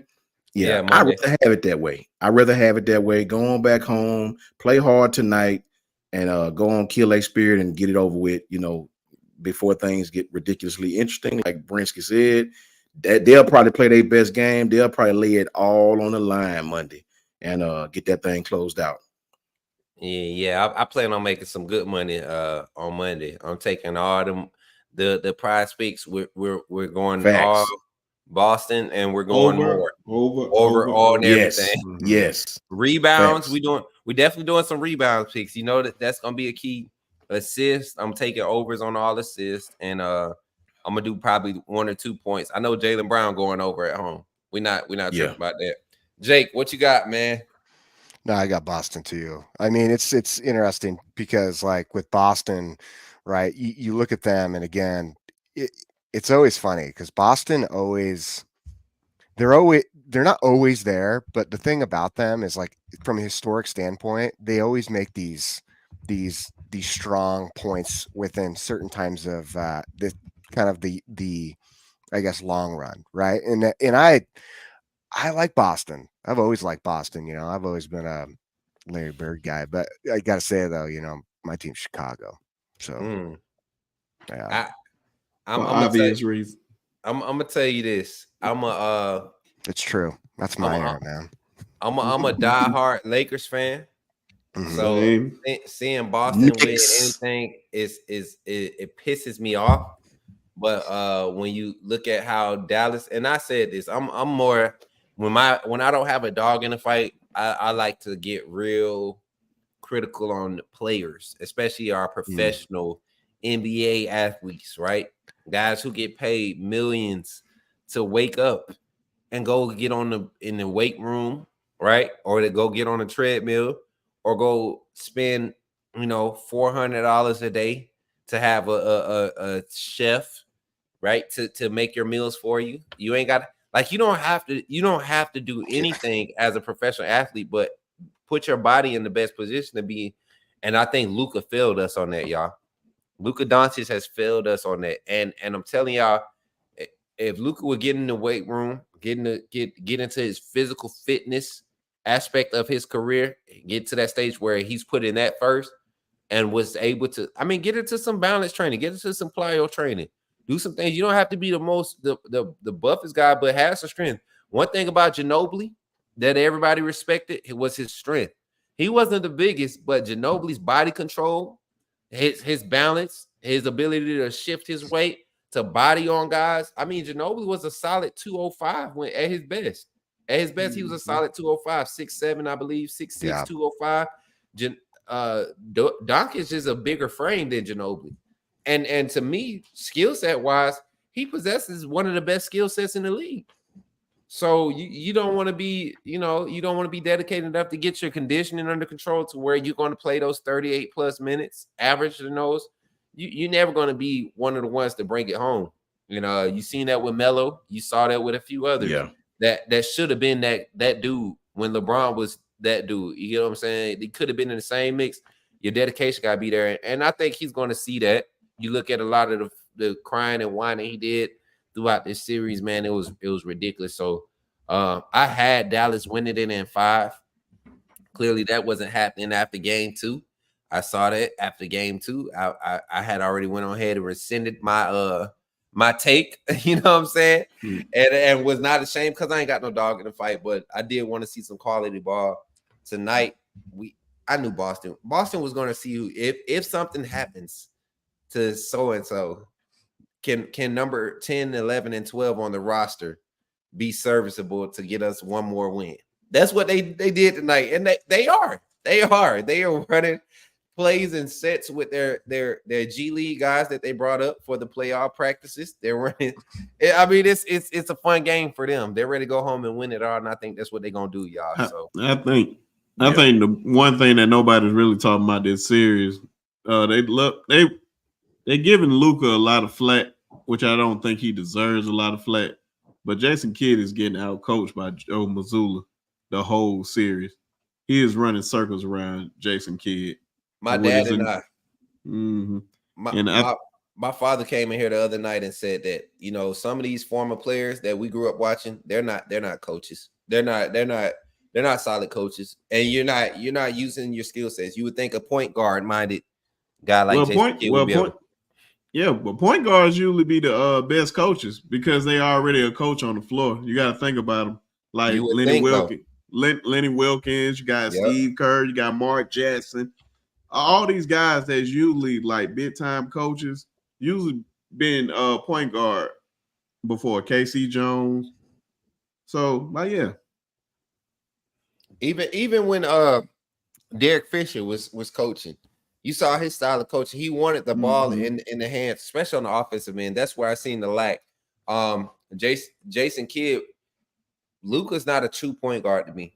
I think you could have Luka playing a lot of offsets, big, force him to the 4 or the 3, get a lot of off-level matchups on the defensive end. Make him use his size and play down low. Don't let him be on the perimeter as much, right? Force teams to match your skill set because you have the superior offensive skill sets. If you play it right, you don't put the ball in Luka's hands 80% of the times and expect success. You know, as much as his skill set says that, let him play off of that. Let him be the second option. So that's the finals there. I think we all agree that, you know, the Celtics have done what they need to do to kind of tie this thing up and bring it home, back home. Final little discussion, y'all. And this is kind of funny. I want to get y'all takes on. I had Ty Higgins on the show yesterday, and my brother, we kind of talked about it. Shout Y'all know. Yeah, shout out to Ty Hayes, man. He was going to be on tonight. I wish he was on for this one because he had such the politically correct approach and take on this. But I know y'all seen it, man. The Roll Tide Willie. The Roll Tide Willie drama. I keep sneaking and sucking people pause. I keep trapping people into this topic, right? Because it's funny to me. And I see not everybody is as controversial on social media as I am. What happened? I didn't see it. But so you know, there's and I'm gonna go to Twitter. I gotta put faces to names and stuff. That's just what Coach Smook do. All right. Let me turn that down. I don't want to get copyrighted. Them boys was hyping that locker room though. Yes. But yeah. But I'm gonna tell you like this. So Roll Tide Willie. Y'all know Roll Tide Willie has been getting a lot of hype. You know, Drewski put Roll Tide Willie on. Oh shit, dude. I wish you wouldn't have done that, man. What? Put him in there with Kevin Hart. Jeez, bro. Like, you can't do that to him. Like, come on. Like, shit, you can't do this. Hey, what was they expecting? What was they expecting from my boy right here, man?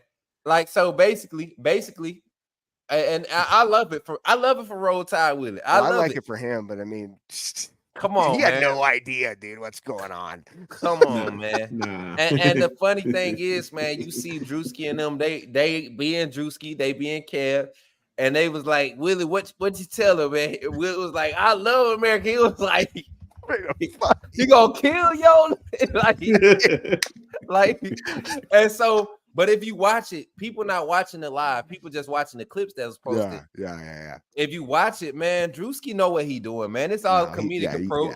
This is a personality. This is not a recruiting insider. This ain't a beat writer. He's not a Bama sportscaster or anything. He's a Bama fan. And That's he's it. a person. That's it. So you gotta go watch the clip. It's so fun. He said, You haven't seen it, Sean? Oh my God. You gonna love it. You gonna love it. Hey, America, hey, Jake, you know what I'm talking about? Because if you listen to what Drewski's saying in the background, doesn't even go with what Roll Tide Willie said, or what anybody else is saying. And it's Drewski being Drewski, man.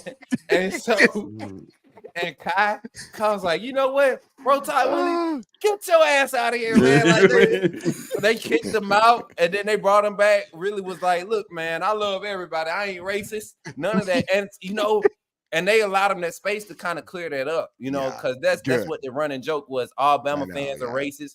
And but y'all remember when Coach Smook made this same sentiment when it came to evaluation of Jalen Miro, a lot of people was against it. They said whatever, but Willie was out here doing his thing, giving all this praise. Now, when it's Willie having to address a similar issue, and they turning on him again. So I want to get y'all take on it, man. To kind of give Sean a good vague, like what happened was they had Tide Willie on this crazy live stream with Kai Cenat, Drewski, and Kevin Hart. I mean, like, I think at this point it was like 850,000 people watching this live, bro. And they bring Tide Willie on, and they, you know, he don't give a piss about nothing but the Tide. Kevin Hart's like, yo, what the hell is going on? Like, I ain't never dealt with no like, you know, Kev gets scared. That's no idea. He's such fucking planked out. Like, so he didn't know that Tide Willie was coming on. He had no idea. Who is this guy? Okay. Okay. And so got it. Kevin Hart messes up and says, you know what, Willie? I don't really give a damn about Roll Tide and none of that. And Willie just goes, oh, you don't give a damn. He start trying to, and Drewski and them, they trying to hold him back. They acting like they hold him back. And it's going crazy, man. It's a good watch. It's comedy. It's relief, hilarious. Bro. But it's hilarious. So what's crazy is though, you go to Twitter, man, and the feedback from it, these are people, and I done highlighted some, man. I done highlighted some names, and they might get mad at me, but these are the same people that came at me. So I could give two shits. Pause. My mom, I'm sorry for cussing. But these some of the people, look at the feedback, man. Saban doesn't know what the fuck. He was shook. Kevin Hart was shook. He's like, who the fuck is this But guy? people really went overboard on their reactions to this, man. Saban would have taken Tide Willie out behind BDS and treated him like old Yeller already. Tired of this clown show around the program, and that's Richard Stoker. I definitely went in to edit him for the follow up with this, but Cyrus is like me. If it's helping with recruiting and it's guys like Ryan Williams that find it entertainment and look at it as something fun, a bright spot, I don't have no problem with it, man.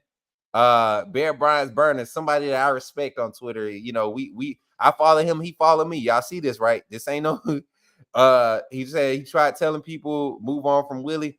I don't see no problem with it. He don't represent me as a Bama fan, but surprisingly, and I think this is what they don't want to deal with. He represents a lot of this fan base. There's a lot, whether they want to admit it or not. Dude, talk about it. This is, oh shit! You just missed. That was the part. I guess we can't play it. But. We can't play it because I don't want to get copyrighted. Yeah, I know. Sean, you gotta go watch this, dude. It's on Twitter. Shit, I could not. I As could a matter not of fact, stop watching. As a matter of fact, and I'm gonna play it for everybody that want to pull up to the Boom Boom Room.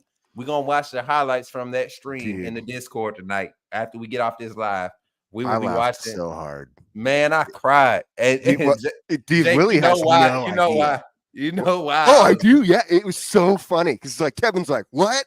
And Willie's over here like, when I die, and then boom, Drewski pops in, dude, and you're like, and then the America thing. I love America. You know? He said, tell him about America, Willie. I love America. Best country in the world. He just beating on his chest. I'm coming hard. Yeah, I'm gonna go check it out. I'm definitely gonna check this out. Dude, it's so funny, dude. That whole stream was funny. Oh my god. But my thing is for the fans that keep saying like he's making Bama fans look bad. How? You know, gives a shit. Exactly. Who cares? Seriously. Me personally, there's a person in here right now that's commenting. I'm not gonna put your name on unless you try to slide left, and I'm gonna have to slide with you. It's a person right now in this chat.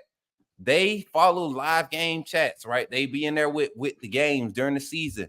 And the first play of the game, if it's a bad snap like last year, they're giving up in the first quarter. To me, that's a more embarrassing to the fan base than Tide Willie out here being mindful. They can't. If you gonna say that's embarrassing, go watch the Texas game and what the students were saying to the Texas players. Miss me with that embarrassing BS. That embarrassing. Was embarrassing. Or the Tennessee win this past year.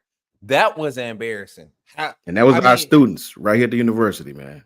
Come on now. Well, and here's what I want to say with Roll Tide Willie. Like, I think people, if you don't know his story, go like look up his story. It's actually pretty good. The dude is a you know what? he's just a good, like, loving guy. Yeah. Does Yep. he drink beer? Hell yeah. Who Does he doesn't? probably drink some whiskey? Hell yeah. But Well, you he know drunk what? off his tail. That's right, man. But you know, in the end of the day, who gives a shit? The guy loves Alabama football. The guy wholeheartedly is just a good dude. Like, he just loves Alabama football. Like, Hey, Bro, that's what son, matters in the end. tell we him. at I know A-Day. what you about We- to say. You know what I'm finna say, bro. We at A-Day.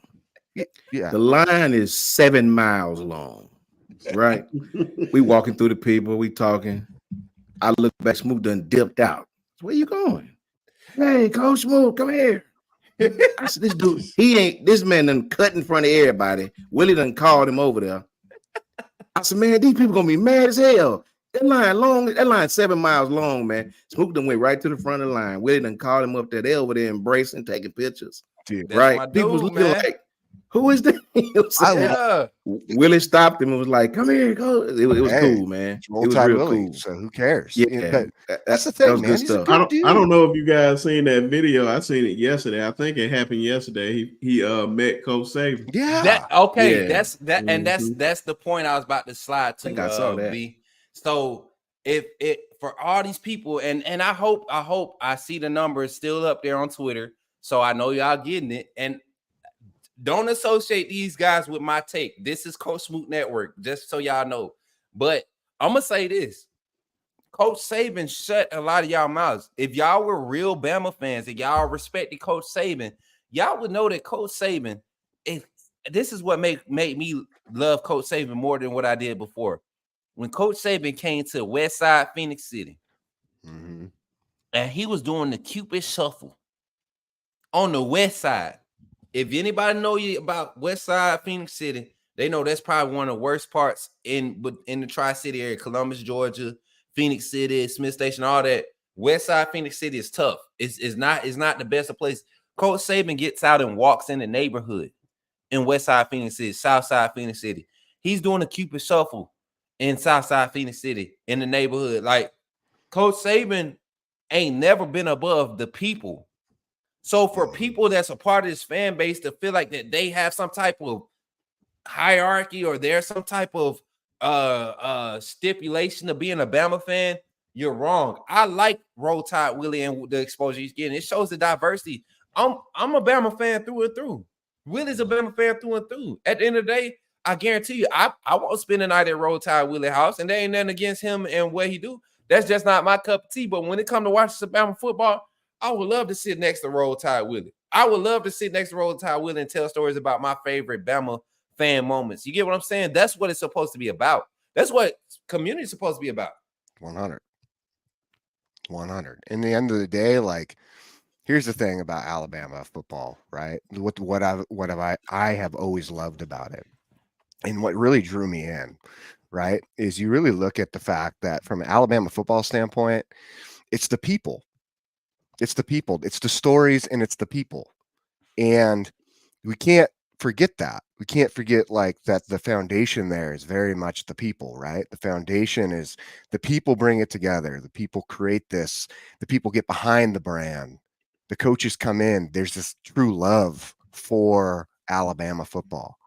I mean, that was one of the biggest things, too, when I went down there and I had the opportunity to go and visit, that I appreciated the most, you know. And then moving to Alabama and living there, you know, that was a whole nother thing, right? And to see that and to really be immersed into it, it's the people. And yes, the winning standard, that's the standard. Bama is the standard, but it's the people that come all together to enjoy this amazing game. And what's being created here is something unique that you don't find anywhere else. You cannot go and find this anywhere else, legitimately. Right. And I think that everyone has to remember that. Like, that is the core to it all. That's why we bring everyone together. It's that fan base. And that's what I'm trying to continue to build with the AAA community, man. We don't have. We just actually come in and be real. So if you coming in and your vibes seem fake, you're gonna feel out of place. Just come in and be you. You don't have to be. Look, I'm gonna say this because I'm straight up. We got hood, you got hippie, you got redneck, you got country, like it's all different types of culture. When you're talking about Bama fans, you don't, I mean, that's every fan base, man. You got all these different cultures, and I may not be politically correct, but that's what makes the whole thing like interesting. That's what makes it what it is. I can't imagine being around 10,000 or what is it, 100,000 other people like me at a game. Like, then I have nothing to talk about. I have nothing to be, you know what I'm saying? Like, Yeah. If 100,000 people are in Brian Dennis thinking like me, we dead in the water, because my way ain't always the right way, you know. So that's what I think people need to appreciate. But yeah, man, it's funny that they had all that noise to say, like, and I think B was gonna kind of elaborate on it.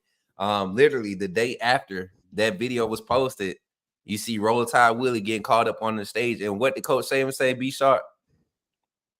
Oh, I forgot what he said. I said it, you know, all these years, that he was feeling good. Willie was his, biggest fan. Yeah. And that's the thing. Coach Saban has been aware. He's been aware of Roll Tide Willie. You know, it's just now the things have changed. Coach Saban just didn't have the capacity the mental capacity to maintain a social media account and the recruit and the manager team and the game plan. This man living his best life right now, and you can see it right now. Just the simple fact, what made it so special when he seen him come on stage, he smiled, hit him with this guy right here, this guy, and then he come out there and Roll Tide Willie is just speechless. It's like I'm in the presence of this man or whatnot, and Coach Saban say that about him and embrace him.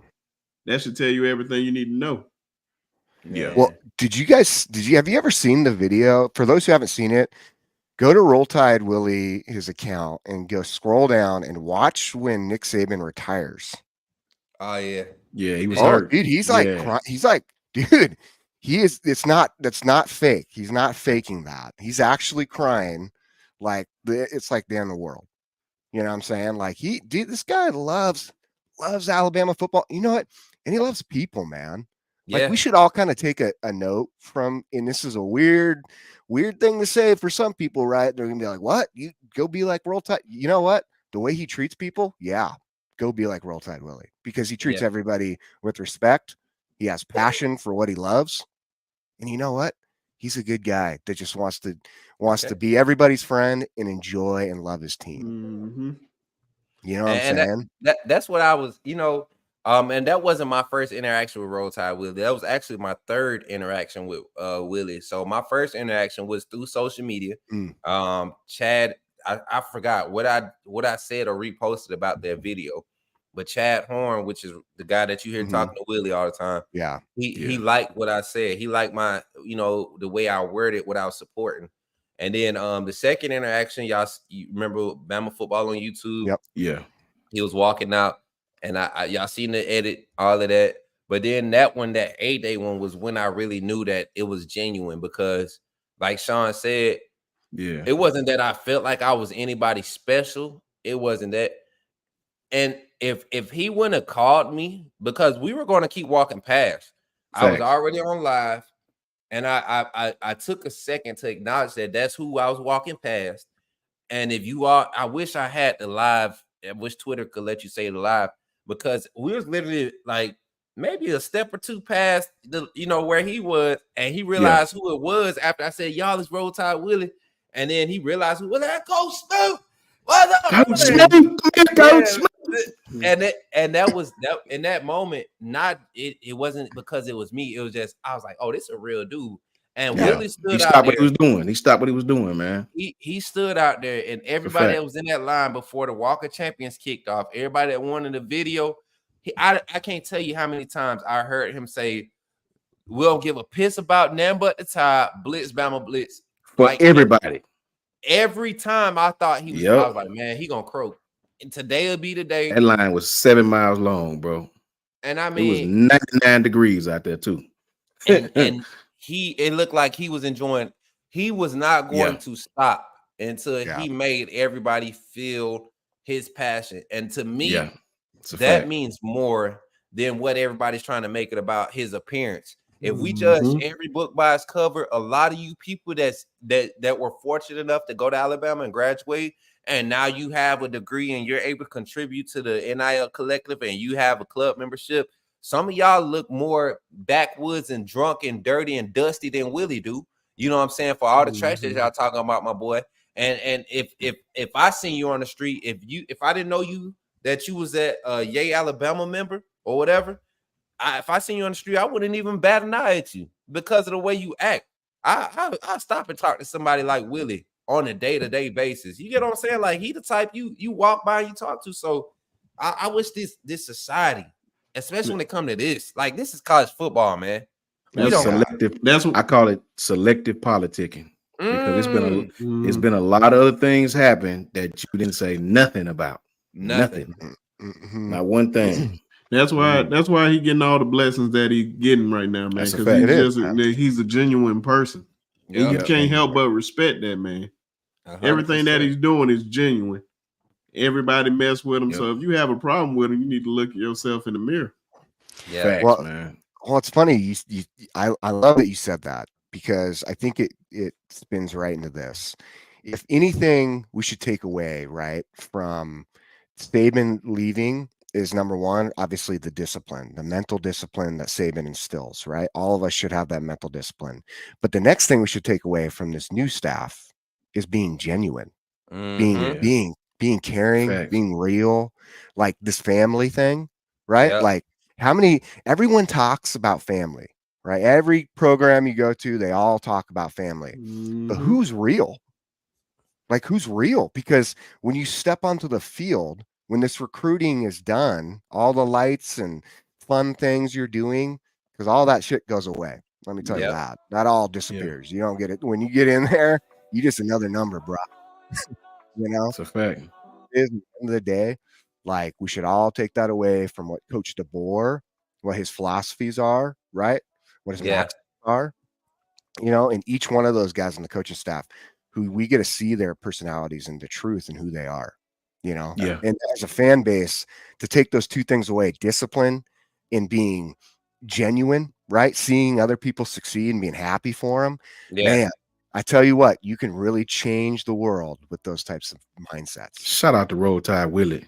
Yeah, shout out to Roll Tide Willie and Chad Horn, man. They doing and the thing, you know what's crazy? I've learned a lot from them because as we continue to grow, y'all know how this has been for our growth as far as content creators for Bama football. As we continue to grow, I'm learning that, I've always been, I'm controversial. I like to go back and forth with people. I enjoy making people come out of character or show their real character when it's literally something that's out of our control. We can debate, we can talk trash, we can crack jokes, but the moment you start having to pull racial slurs and show your true colors, that's when I know I got you. So I like being in those situations. And I've learned how to do that and really, create those disruptions or that type of energy by being subtle with my approach. I'm the gift king right now. I don't care. Can't nobody mess with me when it comes to these gifts. You think you're going to get at me? I'm going to hit you with that Kirk Franklin your mama give before it's try me. And that hurts people's feelings for some reason. I do not know. It's literally, we talking about football. You got to go out your way to call me a broke bum. Yeah. That's not what that's about. Aren't we all kind of, isn't this whole nation broke right now? Like, if we're being realistic, like we broke. So, let's keep it football. Let's keep it fandom. And at the end of the day, that's what'll help us become a better society when it comes to this. Fellas, we definitely went past our time. I don't care. This is what I've always, y'all know me, I'm always looking for the vibes. I think the chat has enjoyed our time in front of them. And this is not going to be a one-time thing. I plan to do Friday night segments like this every Friday as I continue to get settled. As the season comes around, y'all know this thing is going to pick up.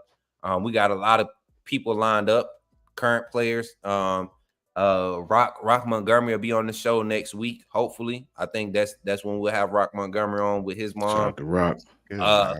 We do have new highly committed quarterback Keelan Russell and his family. They'll be joining the show one day next week. So I'm definitely gonna be reaching out to y'all to come in and collab and continue to build these relationships, because my thing is I want to provide a safe space with when you talking to Coach Smook about your journey and your recruitment. They're going to get the real story. And I'm not taking no shots, but I know what goes on with a lot of these other recruiting sites and all these writers and stuff. These narratives are not what they are made out to be. That's why when you see commitments, when you see surprise commitments, it's stuff that the small guys like myself, Jake, Sean, Jance, Ty, B Sharp, everybody will be talking about this stuff. And because we're not mainstream or we're not feeding media agendas, we don't get the same love. So Facts. Y'all keep supporting the real and watch it take over. And you'll see some of these other guys, they gonna try to phase out. They gonna end up getting phased out. They're gonna have to find real 9-to-5s because they refuse to conform or evolve to what this media coverage for college sports is becoming. Not just football, but college sports in general. It's a new game, and it's definitely a new game at the University of Alabama. And you got a panel full of personalities that's prepared to bring you the real and bring you the best reactions and inside coverage and insight that you can get. So starting from the bottom left on my screen, I think it's bottom right on y'all screen. Start with B Sharp, man. Tell the people where they can find you at and how they could continue to follow your content, bro. Oh, well, I'm Brinsky Sharp with the Sharpshooters Podcast. Catch us every Tuesday. Just started doing more live streams. Definitely gonna start doing more Bama content because I love college football. But definitely subscribe to the channel, the Sharpshooters Podcast, right there in the chat. And B Sharp is my Twitter. And also appreciate Smook for having me on. And definitely appreciate Coach Sean and Jake, good people. Always shout out to my boy Ty. Shout out to Jay too. And appreciate all of y'all. Thank you. Shout out to you, man. And like I always do, man, I love supporting guys that have that same type of determination I see that I had when I was come on. And bro, you got something special. It's other names that I was pushed towards when I first came over to this side of the industry, and I just didn't mess with them. I like the guys that don't look for the handouts, not clout chasing, not name chasing. And you one of the well-respected ones that I've been watching, bro. Doing your thing, finding your niche, fine-tuning. I see you shaping up the stream. You know what I'm saying? I'm watching. Believe me, I'm watching. I'm paying attention. I see the small changes and things that's happening, man, to create quality. And that's what I'm about, progression. So and one more thing. What's up? Shout out to y'all brothers for helping me hit 500 subs. Hey. Now we on the road to 600. So definitely Thanks. Appreciate that. 100%, man. Look, we ain't all got the juice like Coach Sean, man. Be on YouTube for 2 weeks and have 700,000 subs already. Hey man, that's y'all. That's all because of y'all, brother. Trust me. Coach, hey Jake, take it away, man. Tell the people where to find you, man, and what you got going on, bro. My people, it's so fun, man. I love getting in here, chatting with you guys, throwing out some funny shit, throwing out some inspirational shit. But at the end of the day, everyone's laughing. Jake, my mom in the chat. Sorry. I'm just playing. I'm just playing, bro. Yeah, dude, don't scare me like that. But man, last time I did, I actually felt bad. I apologized. I wrote a whole comment apologizing. But straight up. Okay, now we'll get real quick. The Twitter, right there. Follow me on Twitter. I'm gonna come out on my own channel this weekend. We're gonna release the first video this weekend. It's gonna be a lot of fun. If you follow me, you'll see it released. In the meantime, also you can see me in all these different kind of channels. I try to post when we get on, or if I jump on a different channel with some other content creators. We have a lot of fun because you can hear college football from different takes of different teams. And it's just, man, it's awesome. And the last thing is to leave you with this is just like I said, have that saving discipline with that Kalen DeBoer humility and genuinity, right? So be genuine, be disciplined, and go out and just win every day. So it's good to be with you guys. I love being on Coach Smook Network. Always have a lot of fun. And I had a blast tonight. So love these guys. For sure. Coach Sean, you know what to do, man. Tell the people where to find you at, bro. Always, man. First of all, man, thank you. A big thank you, as always, to my broski, Coach Smook, man, who doing big things. I watch Coach, man. he been had a channel. I used to tell him all the time, bro, be yourself, man. You ain't got to pull your flaps back for these folks, man. Coach Smook was Coach Smook before any of this, right? And that's a whole fact. So that's why I always tap in. I don't care if I'm at work. I don't care. I always go hit the like. I always tap in and watch the videos, man. I really, really, really enjoy that the AAA is growing like that, man. The channel is taking off. It's exponentially. It's freaking awesome. It's a blessing that I prayed for, actually. Shout out to Brinsky, man, who doing this thing, Sharpshooters Podcast. Really, really, really enjoy Brinsky to death. He knows that I try to support anything I see him do. Same with my brother Jake. Jake about to start his channel. We about to run his stuff up like I don't know what. These guys hopped on my channel, man, and got me a lot of people tapping in with me. That's all them, right? I just try to follow them, whatever they do. Nipsey said, one of my favorite rappers, Nipsey said, if you the smartest one in your crew, then you ain't doing nothing. You better get with people that know more about what the hell you trying to do than you do. And then you're going to always progress, right? And I try to live by that. Shout out to Coach Jay. Shout out to my brother Ty. You know what I mean? All the guys on the panel. The AAA is freaking awesome. You guys have always been down with me. Love y'all to death, man. Channel still growing. Shout out to Dwight, too, man, who giving that B2A Nation. Love that, man. Shout out to Dwight, because we put spell to ass now. We put spell to ass. Shout out to the Hines family. Great, great, great, great people, man. Roll Tide to you all. JMHO Sportscast. JMHO Sports Talk on Twitter and YouTube. That's just my humble opinion. JMHO Sports Talk on Twitter and YouTube. For sure, man. And as always, y'all know we're here on the Coach Smook Network. Literally just updated the channel name. We're not gonna change the handle, but this is what the Coach Smook Network is about. I'm telling you, and I'm proud to say that other than B Sharp, I know I pushed Jake and Sean when we were on Bama Football on YouTube to continue to do this, and I'm not doing this for I take pride in pushing people to be the best at what they can do, and I see potential and a lot of talent that I've come across in this content creation industry, man, and that's what I'm gonna do. I don't have to be the face of it, but I'm telling you, if you ever meet me and you talking about collab with me, you better be ready to get pushed. You better be ready to get pushed, and I'm going to continue to do that. And you don't have to ever, these guys are big on giving recognition. You don't ever have to ever do that.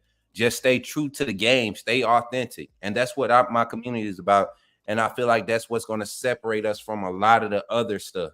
So anybody that's connected with me or anything that I have going on, make sure you're authentic. I don't care if it's different. It don't have to be the same. Jake's content and his delivery is not the same. Coach Sean his delivery is not the same. Jance, Tide, none of us have the same delivery.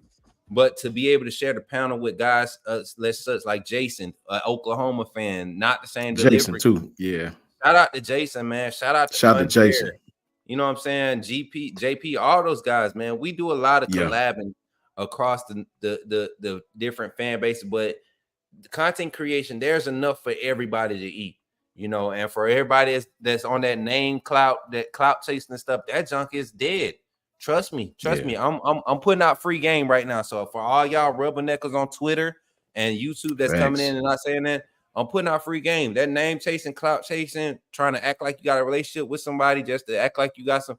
You only go get lucky 1 or 2 times, and then after that, you're gonna have to answer to it.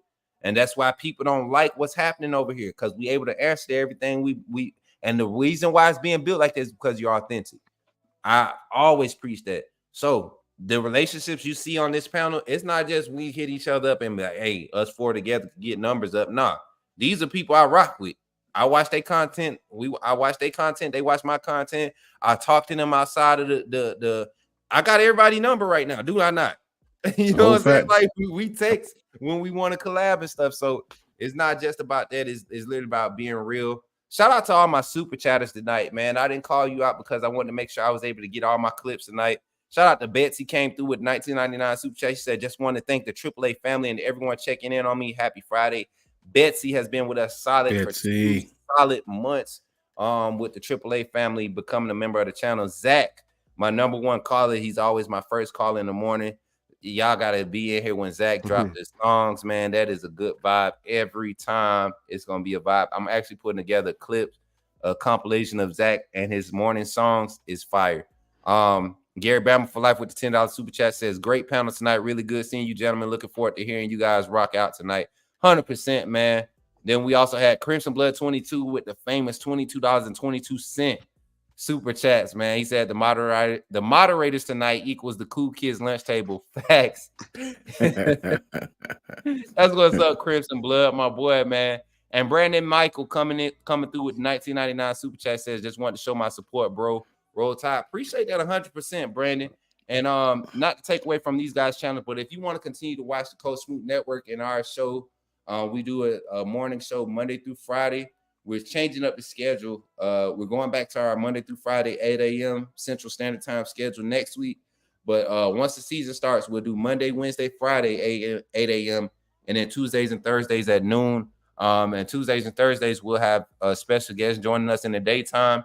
And our evening segments, it'll be hosted by none other than Boss Lady KT herself.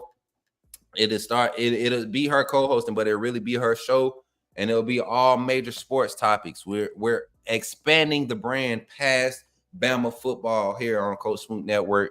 But y'all know, man, we Bama through and through. And with that being said, man, fellas, it's been a great one, man. It's been a fun one. Hopefully y'all boys enjoyed it. I know I enjoyed it 100%, man. And man, I can't wait to do it again. Anything else before we get up out of here? Be blessed. Everybody be blessed. Shout out to all the HBCUs, especially Tuskegee University. Especially Alabama A&M University. Go, dogs. Hey, especially Alabama State University. Go Hornets. Yes, sir. Boo. How we do. Hey, don't be a hater your whole life, B. Don't be hey, Jake, you can represent the HBCUs too, man. You know what I'm saying? Well, I'm good with them all. Yeah, it's all good. It's cool. Blitz, Bama, Blitz. Blitz, Bama, Blitz. Hey, Blitz, Bama, Blitz, damn it. For everybody that's still hanging out, listen, if you want to jump in the Discord, I think my moderators we're going to jump in the Boom Boom Room. Depending on the vibe, it's always different, man. If you jump in the Boom Boom Room, anytime you jump in there, you don't know what's gonna happen, man. They be in that mud till 2-3 o'clock in the morning, and sometimes it get crazy. But other than that, man, I appreciate y'all for tuning in. I'm your boy, Coach Smook, and that's going to be our show for the night. Handle your business. Stay blessed. What's up? Y'all jump in the room. I'll come hang out. Jake in the room tonight. Y'all know it's gonna be a party. So yeah, give us a few minutes to transition after the show. But all my moderators, y'all know what to do. If we're gonna open the Boom Boom Room, go ahead and put it in the chat. Everybody know it's open. We'll go ahead and get in there. I'll go ahead and prep it, and we'll run some videos. YouTube. We'll watch some stuff, have fun, play the music how we do, and that's what we do, man. But with that being said, man, thank y'all once again. It's your boy Coach Smook, and catch y'all on the next one. Roll Tide, everybody. Roll Tide.